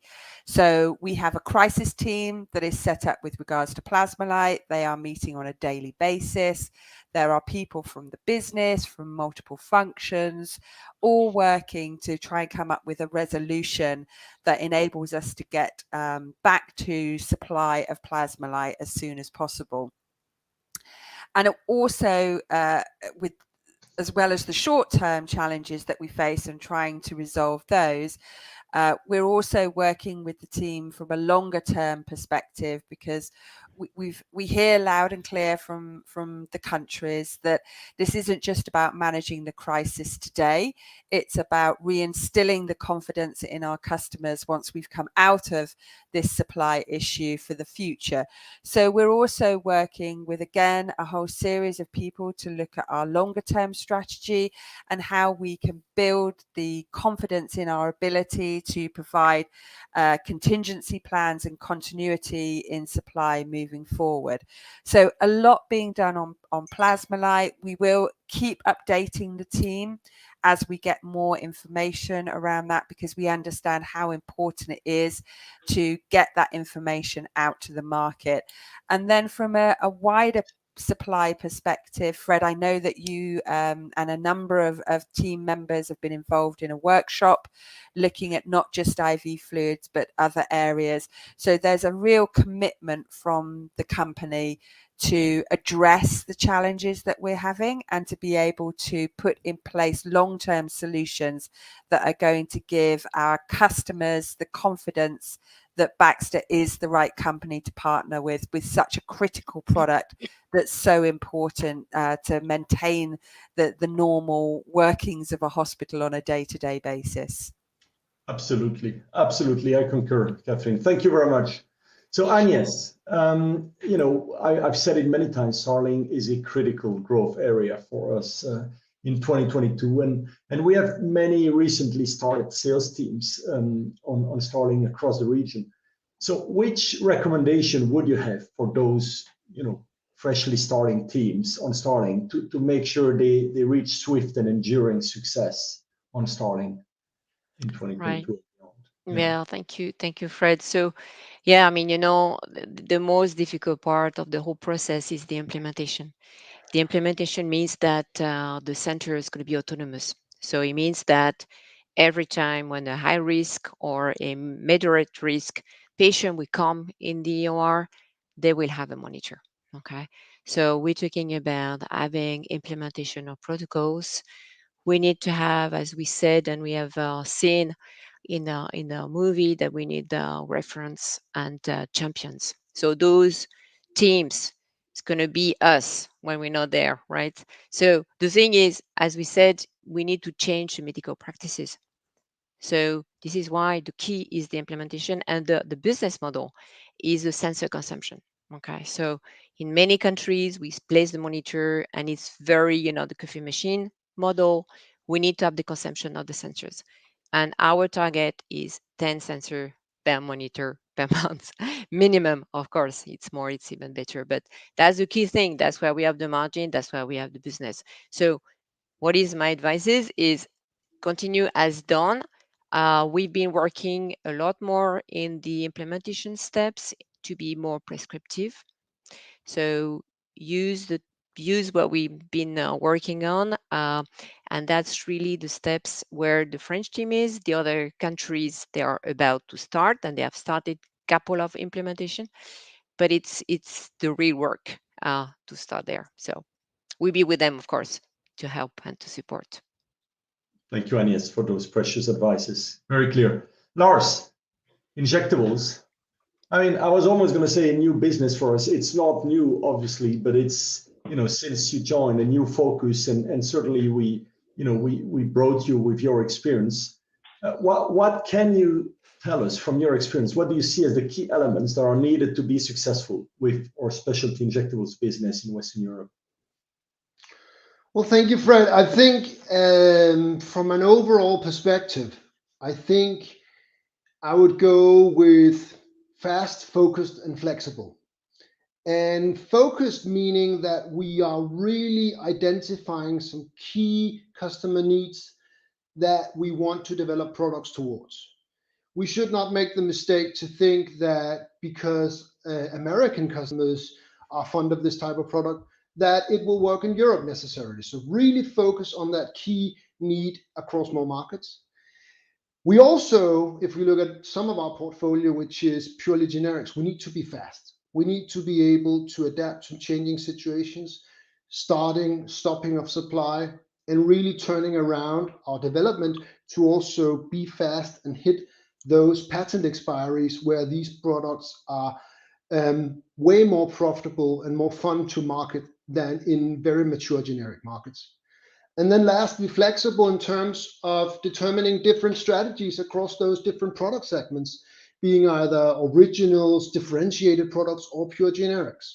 So that would be sort of summing it up. And I know I took 3 Fs, and I'll add the last one, which is fun. Let's have fun along the way. Excellent. I love that, Lars. Thank you very much. Thank you all. So I suggest we now take a few questions from the audience directly, and let's be sharp and short to answer those so we can take as many as possible. So let me read the first question. How do we see our collaboration with Zeosis coming forward, and will we see recycled gas coming into the EU market soon? From Cedric. Charmaine. Yes, sure. So, as part of the deal structure that we have with our current with doses at the moment, we have the option to acquire them in the future. So that's one way the collaboration could evolve in the future. With regards to the second question about the recycled gas coming to the market, that one's a little bit chicken and egg. Hopefully that phrase translates. So from a regulatory perspective, we could have the option to bring the recycled gas to the market before the end of 2022. But first, we need enough customers capturing sevoflurane to be able to take that sevoflurane back to Zeosis to be able to recycle it. So we do need a critical mass of sevoflurane captured before we could realistically offer recycled gas to the market. Very clear. Thank you, Charmaine. Let's move to the next question. How to ensure the superiority of our Equilibria products towards FK and B bronze fluids, like compatibility data studies, etc. From Pasi. Yeah, thank you for the question, Pasi. Quick answer is we are doing some studies which will provide additional data. So watch this space. We'll shortly be releasing some stability data on adding electrolytes, making electrolyte additions to Plasmolite and Plasmolite glucose 5%. We'll be expanding our Equilibria training. I'm working with Maged and the wider team to develop more materials that will support you in positioning our Equilibria products versus FK and B Braun. From a studies perspective, there are no current plans to run any specific head-on-head studies versus our competitors' balanced solutions. But we do have a lot of data that we're going to be putting into a format that will enable you to do the direct comparisons of the compositions of the fluids and then using our clinical messaging around that. So hopefully that answers some of your questions, and we'll be announcing more information about some of these stability studies, etc., over the coming weeks. Thank you, Catherine. I think that answers it. So next question. Do you see the incorporation of the Hiram Connex monitors along with the Starlink in the surgical and septic patients pathways? Linda herself. It's a good question, Linda. So of course, we've been working on seeing what synergy we can find out. I mean, from a product perspective and the patient perspective, it does make a lot of sense. So of course, more work to be done on that, and but that's very interesting though. So I agree. We'll definitely investigate and see how can that be implemented. So yeah. Yeah, I agree. It's clearly one of the very interesting areas of synergies between the Hiram and the Baxter portfolio. Patient monitoring is clearly one. Thank you, Agnes. Let's take the next question. More and more hospitals are interested in the Contrafluorine Plus. Will this be a focus? Again, to Charmaine. Yeah, thanks for the question, Mike. So the way I would put this is that I would see the Contrafluorine Plus as an alternative option for the customers in the future. So it's true that a lot of customers are interested in the Plus. I think they like the comfort blanket option of still being able to be connected to the scavenging system. So for a lot of customers, that will be the place where they want to start their Contrafluorine journey. But I would say long term, to be truly sustainable, we would want the hospitals to stop using nitrous oxide and switch off their scavenging systems, because they will reduce their carbon footprint even more if they do those two additional things. It just might not be where they want to start, but as they get more confidence in the Contrafluorine system, I think that might be where they evolve to. Clear. Thank you. Okay, I think we have our last question for this session.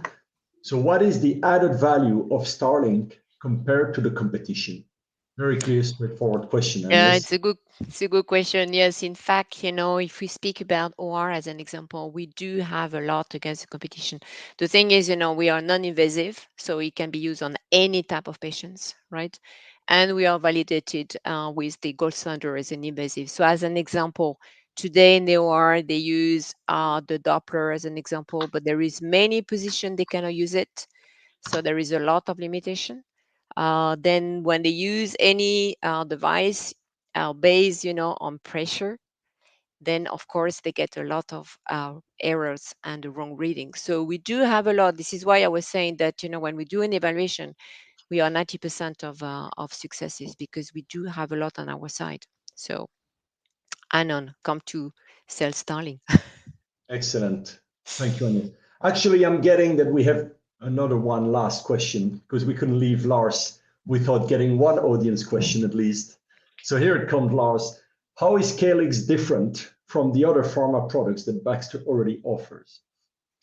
Well, I would say it is an oncology drug, which is something we already offer, but Calyx is very sophisticated. And in a call with manufacturing today, I actually heard it called a stealth liposome. We do have another liposomal product in our portfolio, which is propofol, but this is a stealth liposome because it's pegylated. So basically, it is very unique. It's a further development of doxorubicin, which is a very beneficial oncological drug, but it's also highly toxic.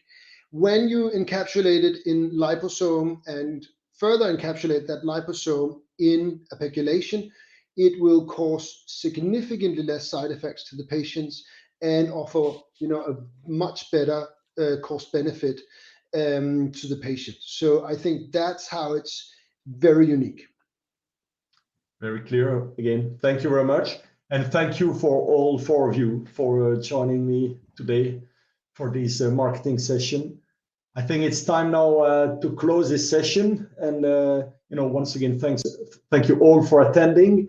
And, please join us to make a difference with marketing in 2022. So we'll now take a break and we'll return back together in 18 minutes at 5:30 CET. Thank you very much.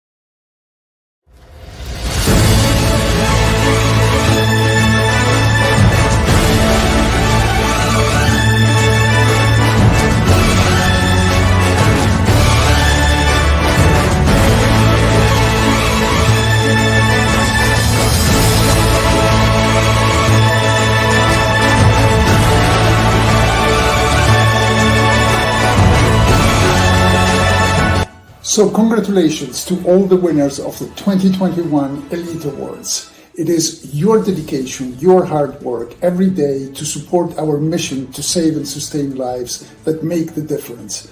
I look forward to celebrating with you in Oman. I look forward to a great time together. Have fun and thank you again.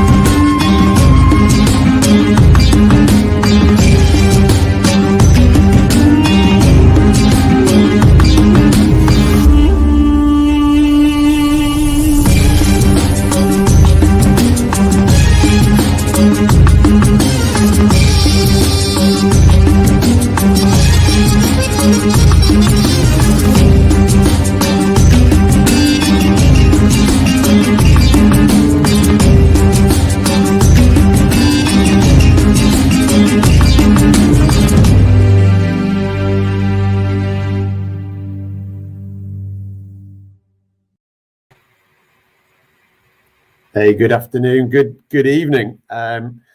So look, this is now my favourite part of every year's kickoff meeting. Celebrates the best of the best from the year before, and I just want to remind people. So you saw there, the trip this year is to Oman, and it really was 2 weeks before COVID broke. I was due to go there on holiday with my wife, and we couldn't go. So it's been on my list of places to go that I would love to go. When you go with your partner or a person of your choice.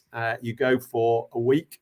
You don't take it as holiday that you need to book off. It's given to you, as well as all expenses paid when you're there, literally experiencing things that you will have never experienced before, and ultimate luxury as well. So many of the people on this call will have been on one of these trips. They really are fantastic. So I think without further ado, and we are going live, so let's hopefully this will work as we try and surprise a few people.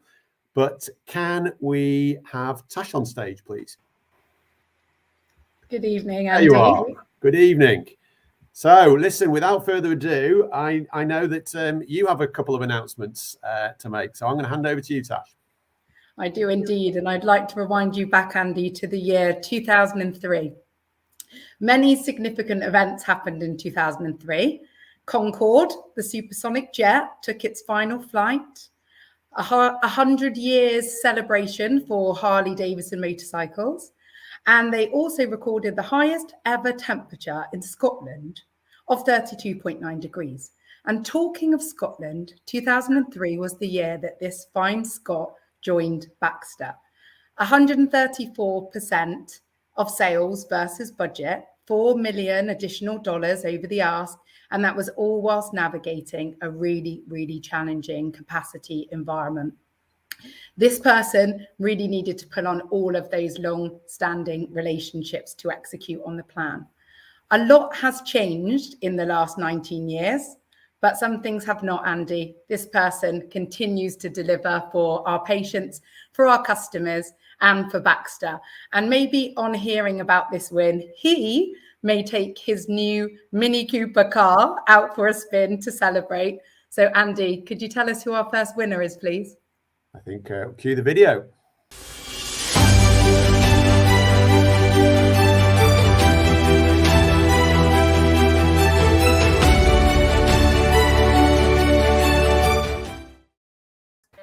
Whoa, there he is. Thank you very much, Andy. Thanks, Tash. Trevor Christie. Well done, Trev. Thank you very much. Trev, anything you'd like to say in 10 seconds? Honoured and humbled, I think, Andy. Oh, we're getting a bit playback. Good, Trev. I told you we were going live. Well done, and thank you for everything you did. So, Tash. That was fab. Thank you very much, Andy, and I'm honoured to make a second announcement. So we are all in this together through the highs and the lows. That's what this person emailed me once, and I think it really, really sums them up. They are innovative, creative, ambitious, and I'll admit, a little bit crazy. This journey really started for this person in 2020 when they took a declining territory and moved it into double-digit growth. And that really provided the platform for such a fantastic performance in 2021. She has stayed relentlessly focused on securing an EMEA elite place. And that has not been easy through lockdown, particularly with 3 energetic boys to consider and look after. But it's all come good in the end. The person is in a team that is renowned for fun. And one of the games they play is who is this person? And I could just hear them literally now screaming as they start to realize exactly who this person is. So I will hand over to you, Andy, to announce our second winner at 164% sales versus budget. Who is Andy?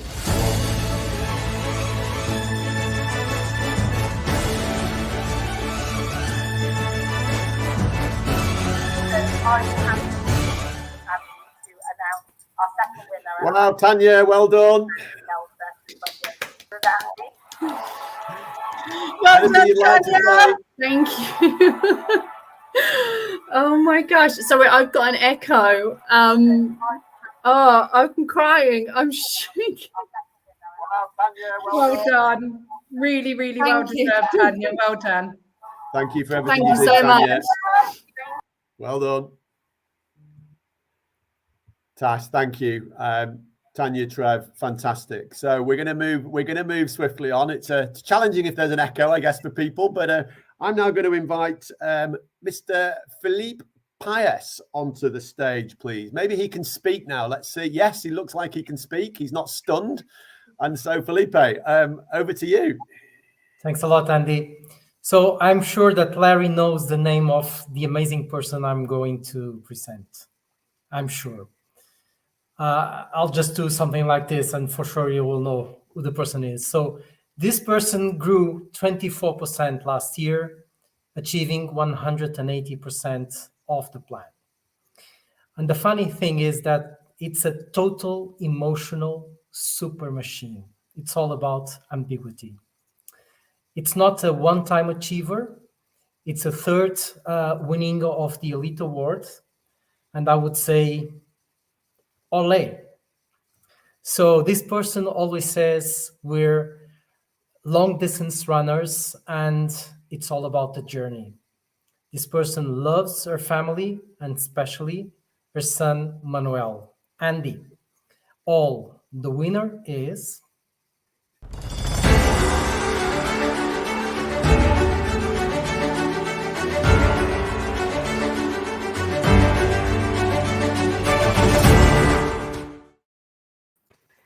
Hey, Gracias. Thank you. Well done. And well done, Sophie. Anything you'd like to say? No, thank you. Muchísimas gracias. Es un honor para mí. Gracias a todo el equipo. Gracias, Sofia. An honor for Sofia. Thanks a lot. Thank you, Sophia. Thank you so much. We appreciate it. Felipe, thank you for both of your amazing magic act and also your announcement. We appreciate it. Okay, I'm hoping this I can now, and I'd like to invite Thomas Gute. Thomas is there. Perfect. Good afternoon, good evening, Thomas. Good evening, good evening. I have an echo, by the way. So we hear you fine, but I think you might be in the recording twice. You just need to be in the speakers. Close any other tabs. Okay. Can you hear me now? We hear you well. Is that any better, Thomas? Okay. Okay, so first award for France. Not only she achieved an outstanding 37% growth in her territory, she also beat the target with actuals versus target of 111%. She harvested in 2021 seeds that she spread with hard work all along COVID crisis, resulting in numerous public and private accounts won against competition on zero. She is not leaving any hospital before making sure each and every vaporizer is properly filled and next orders are well placed. No doubt she's on track for 22. Some says she took her revenge over her misspelled name in Workday, so that everyone can attest that Marilyn is not spelled with an I first, but is spelled with a Y first. So a big round of applause to our winner.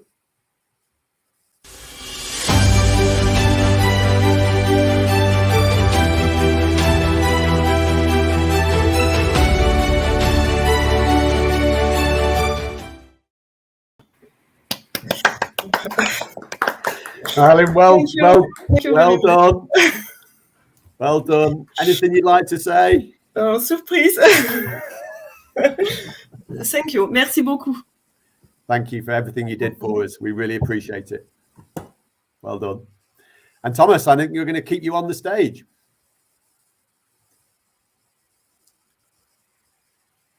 Okay. Now it's a remake.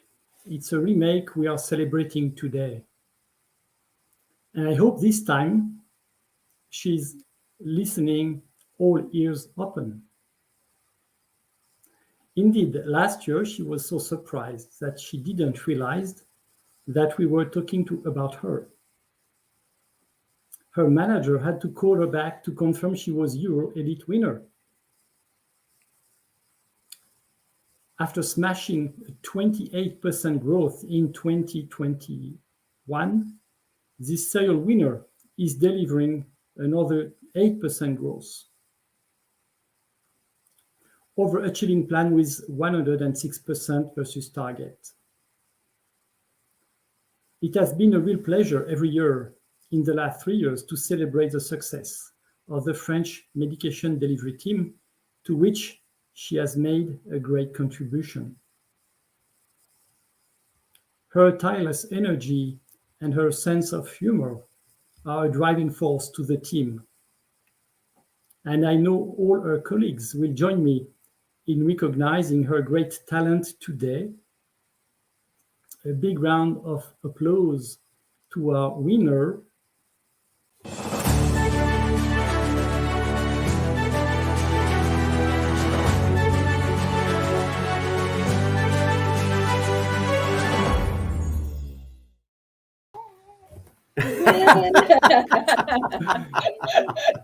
Bravo, my family, thank you.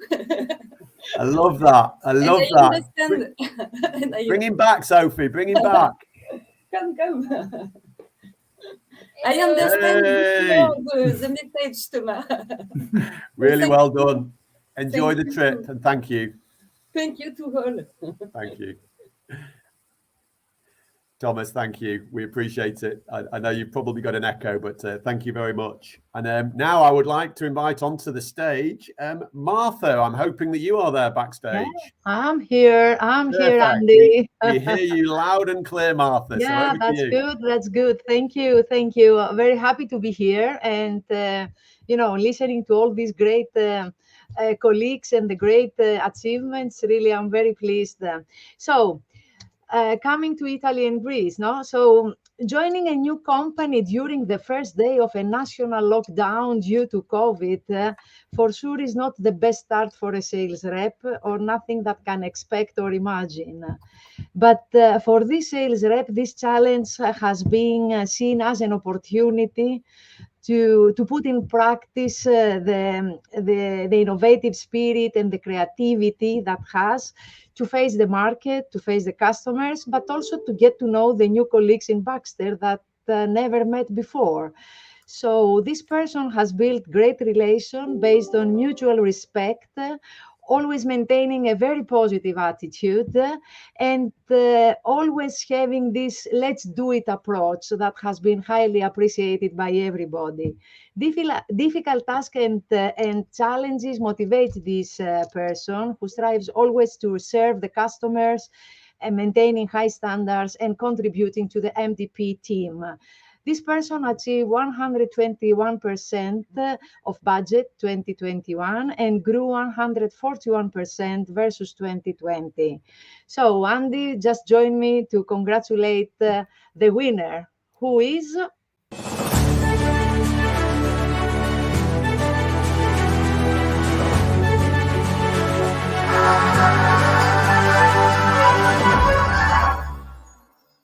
Vasiliki from Greece.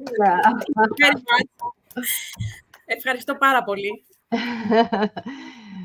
Good success to everybody for 2022, and I commit that I will keep trying to do my best to move the company forward and upward.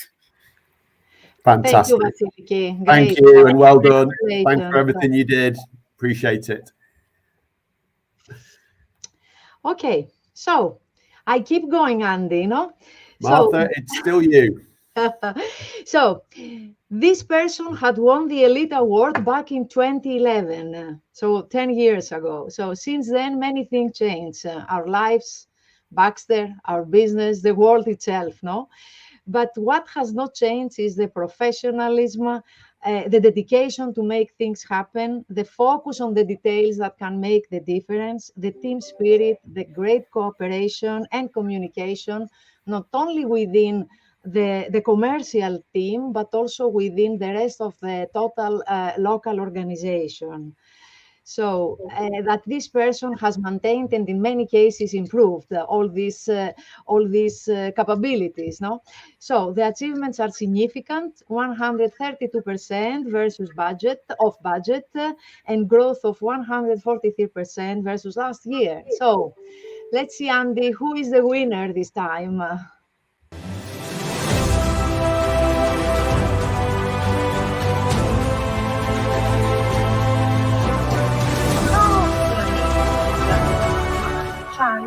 In commerciale, ma proprio Anna Notturno from Italy. Grazie. Anna, congratulations, congratulazioni. Grazie veramente. Quindi i risultati sono significativi, È stato un anno rispetto al budget, complicato, una e quindi crescita di il mio successo è dovuto 144% anche rispetto all'anno al precedente. supporto Vediamo di tutto il chi è il team, di te, vincitore. Marta, di Mimmo, che avete creato un ambiente, un clima sereno, e poi dei colleghi sul campo, in sede. Insomma, io ringrazio tutti voi. Il successo è di tutti noi. Grazie. Perfect. Martha's very used to a quick translation for the rest of the audience, Martha. So Anna is really very grateful for what Baxter has done, how Baxter really has treated us, and how we have created a very nice and peaceful environment that we put our people in the position to do their job really in the best possible way. So she's very grateful for that, and she is thanking the company and you, Andy, for all this. Brava, Anna. Thank you very much. Thank you. Perfect. And look, I know, Martha, I know there's been a slight bit of feedback on the line, but look, we're trying to bring people in live, and everybody will give us the patience on that. So, Martha, you had a great year last year in Italy, Greece. Indeed. So, COVID will not stop us from doing our job and serve our market and customers. This is what this person always was telling me in all our one-to-one discussions. So he was keeping saying this since the beginning of the COVID pandemic. This person is very passionate and very proud of his work, and at the same time extremely grateful to Baxter for the way that has treated during the COVID period. This person has a huge knowledge of the healthcare market and the dynamics, knows how to navigate within a hospital, from the key opinion leaders, all the staff of the hospital, the administration, in order to maximize the outcome for our business. What is amazing is how easily he has adapted to the remote selling mode, and how much he has tried to use the digital tools, not only for himself, but also within his team. He's very generous in supporting others, not only from our business, but also from the overall local organization. So this person achieved 105% of budget and grew 130% versus last year. So let's see who is this person, Andy.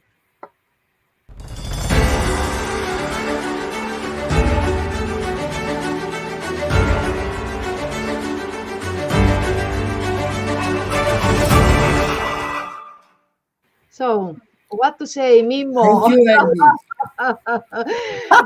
The one and only. Mimo, I love Napoli. I love Manchester United, but over to you. Yes. I hope that we meet the next year in Champions. Okay, and I invited you in Naples. Okay. Yeah. Okay. Thank you, Andy. A special thanks, Marta, and my fantastic team. And finally, I would to dedicate this award to my father, who did the same job as us, and this is for him.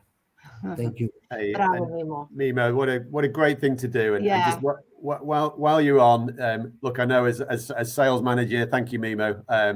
That's okay, Mimo. As a sales manager, you are appreciated. It's a tough job, and all the sales managers out there do a great job. We only have one sales manager winner across Europe, but really appreciated those results. So Martha, thank you for doing those awards. Actually, that leaves us with 2 awards still to do. And let me just explain very clearly what these additional 2 awards are, because I'm absolutely delighted that as an organization in EMEA, we decided to create 5 business impact awards where the winner would also go on the Euro Elite trip. And remember what I said about teamwork and collaboration. This was an effort of the European leadership team to recognize that other functions and other departments were instrumental in our commercial success. So we nominated, and 2 of those 5 winners across EMEA are from the Medication and Delivery Pharmaceuticals extended team.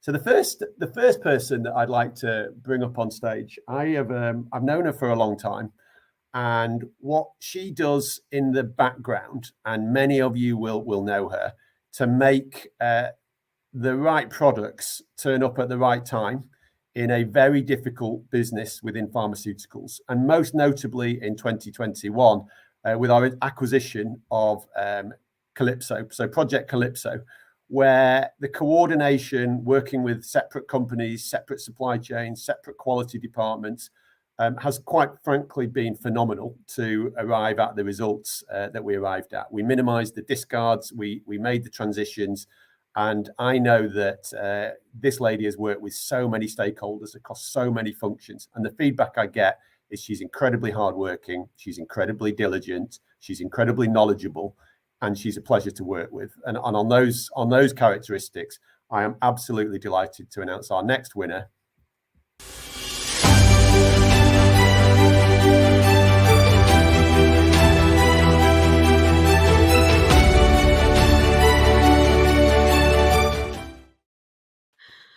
Wow. Hello, I'm red in my visage. Erica, what a great privilege to be able to bring you onto the stage, and somebody that so many times behind the scenes is so instrumental in our success. I just want to hand to you to say a couple of words. No, I mean, it's, it's, as you said, I mean, integration is far from being an easy task, but, the cross-functional team we did set up is actually a very, very strong, and knowledgeable team. I mean, we did grow, a lot of insight, we did grow a lot of, business insight, but also, we developed some team and functional, synergies that I couldn't think of. So for me, it's really, I'm privileged to work with such a great team in a company that is really people focused. I cannot comment more. And I'm really honored to get this recognition. Really, thank you. Outstanding. And I know you'll enjoy the trip and you'll be there with lots of other deserved winners. So thank you for everything that you did. And yeah, I know you will continue to do for us. So big congratulations. Thank you. Thank you. Thank you. Great. And look, this leads me to our last winner of the Business Impact Euro Elite Award. And again, there are many people across the countries and the functions that will know this lady very well. I've had the privilege to work with her right from the start of the graduate scheme when she came and worked in Baxter, went into different departments. I know she was in the medical department, she worked in sales, she's worked in marketing. And a while ago, we talked about the project management specialist area, so program management and project management. And her first assignment was handling Brexit, which was not so easy a couple of years ago. She's based in the UK. But the last 18 months, she's been instrumental in bringing all those projects and programs together from all the functions to deliver the acquisition and the integration of Project Calypso and Project GeForce, which I know she's still working on hour by hour, day by day at the moment. And again, this person, it's not what she does, although that's important, it's the way that she does it as well. You need a lot of skill to bring people in on very tough deadlines, to step up, to stay accountable, to make sure that we meet the milestones that we've agreed with our customers and our patients. To deliver what was a huge number and instrumental to our success to getting towards $1 billion business. And I think she's been on the ski slopes. I'm not even sure if she's in the back room. I'm really hoping she is. But our winner for the last award is...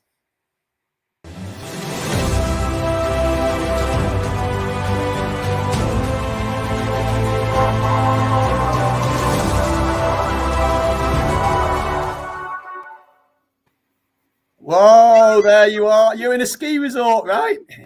I'm in a chalet, yeah. Concert, perfect. I'm so pleased that you could hear the recognition that the team wanted to offer you. I'm going to pass to you just for a minute to say a couple of things. Yeah, no, thanks, Andy. No, I hugely appreciate it. I think just a big thanks generally. Tony, my manager, has been an absolutely brilliant manager, really mentor over the last year. But then a lot of the success, all of the success really last year was down to the cross-functional team, the cluster leads within the countries, and then all the functional leads, the likes of Erica, who have been incredible to work with. And I'm honoured to get the award, but equally huge thanks to the team for making last year a success. Conta, gracious and elegant as ever. Thank you for what you've done, and I know what you'll continue to do in the challenges ahead as you go from strength to strength with your career in the organisation. We're very grateful. Thank you. Sounds like your team's message is now going very rapidly, Conta. Look, that brings us to the end, really, with 2 minutes to spare. I'm going to say just a couple of very brief words. Hopefully you saw a lot of teamwork and a collaboration and some recognition there in the awards as well for people that we don't always get the opportunity to celebrate. And I personally think that is a very strong message to the organisation, and I'm proud of that.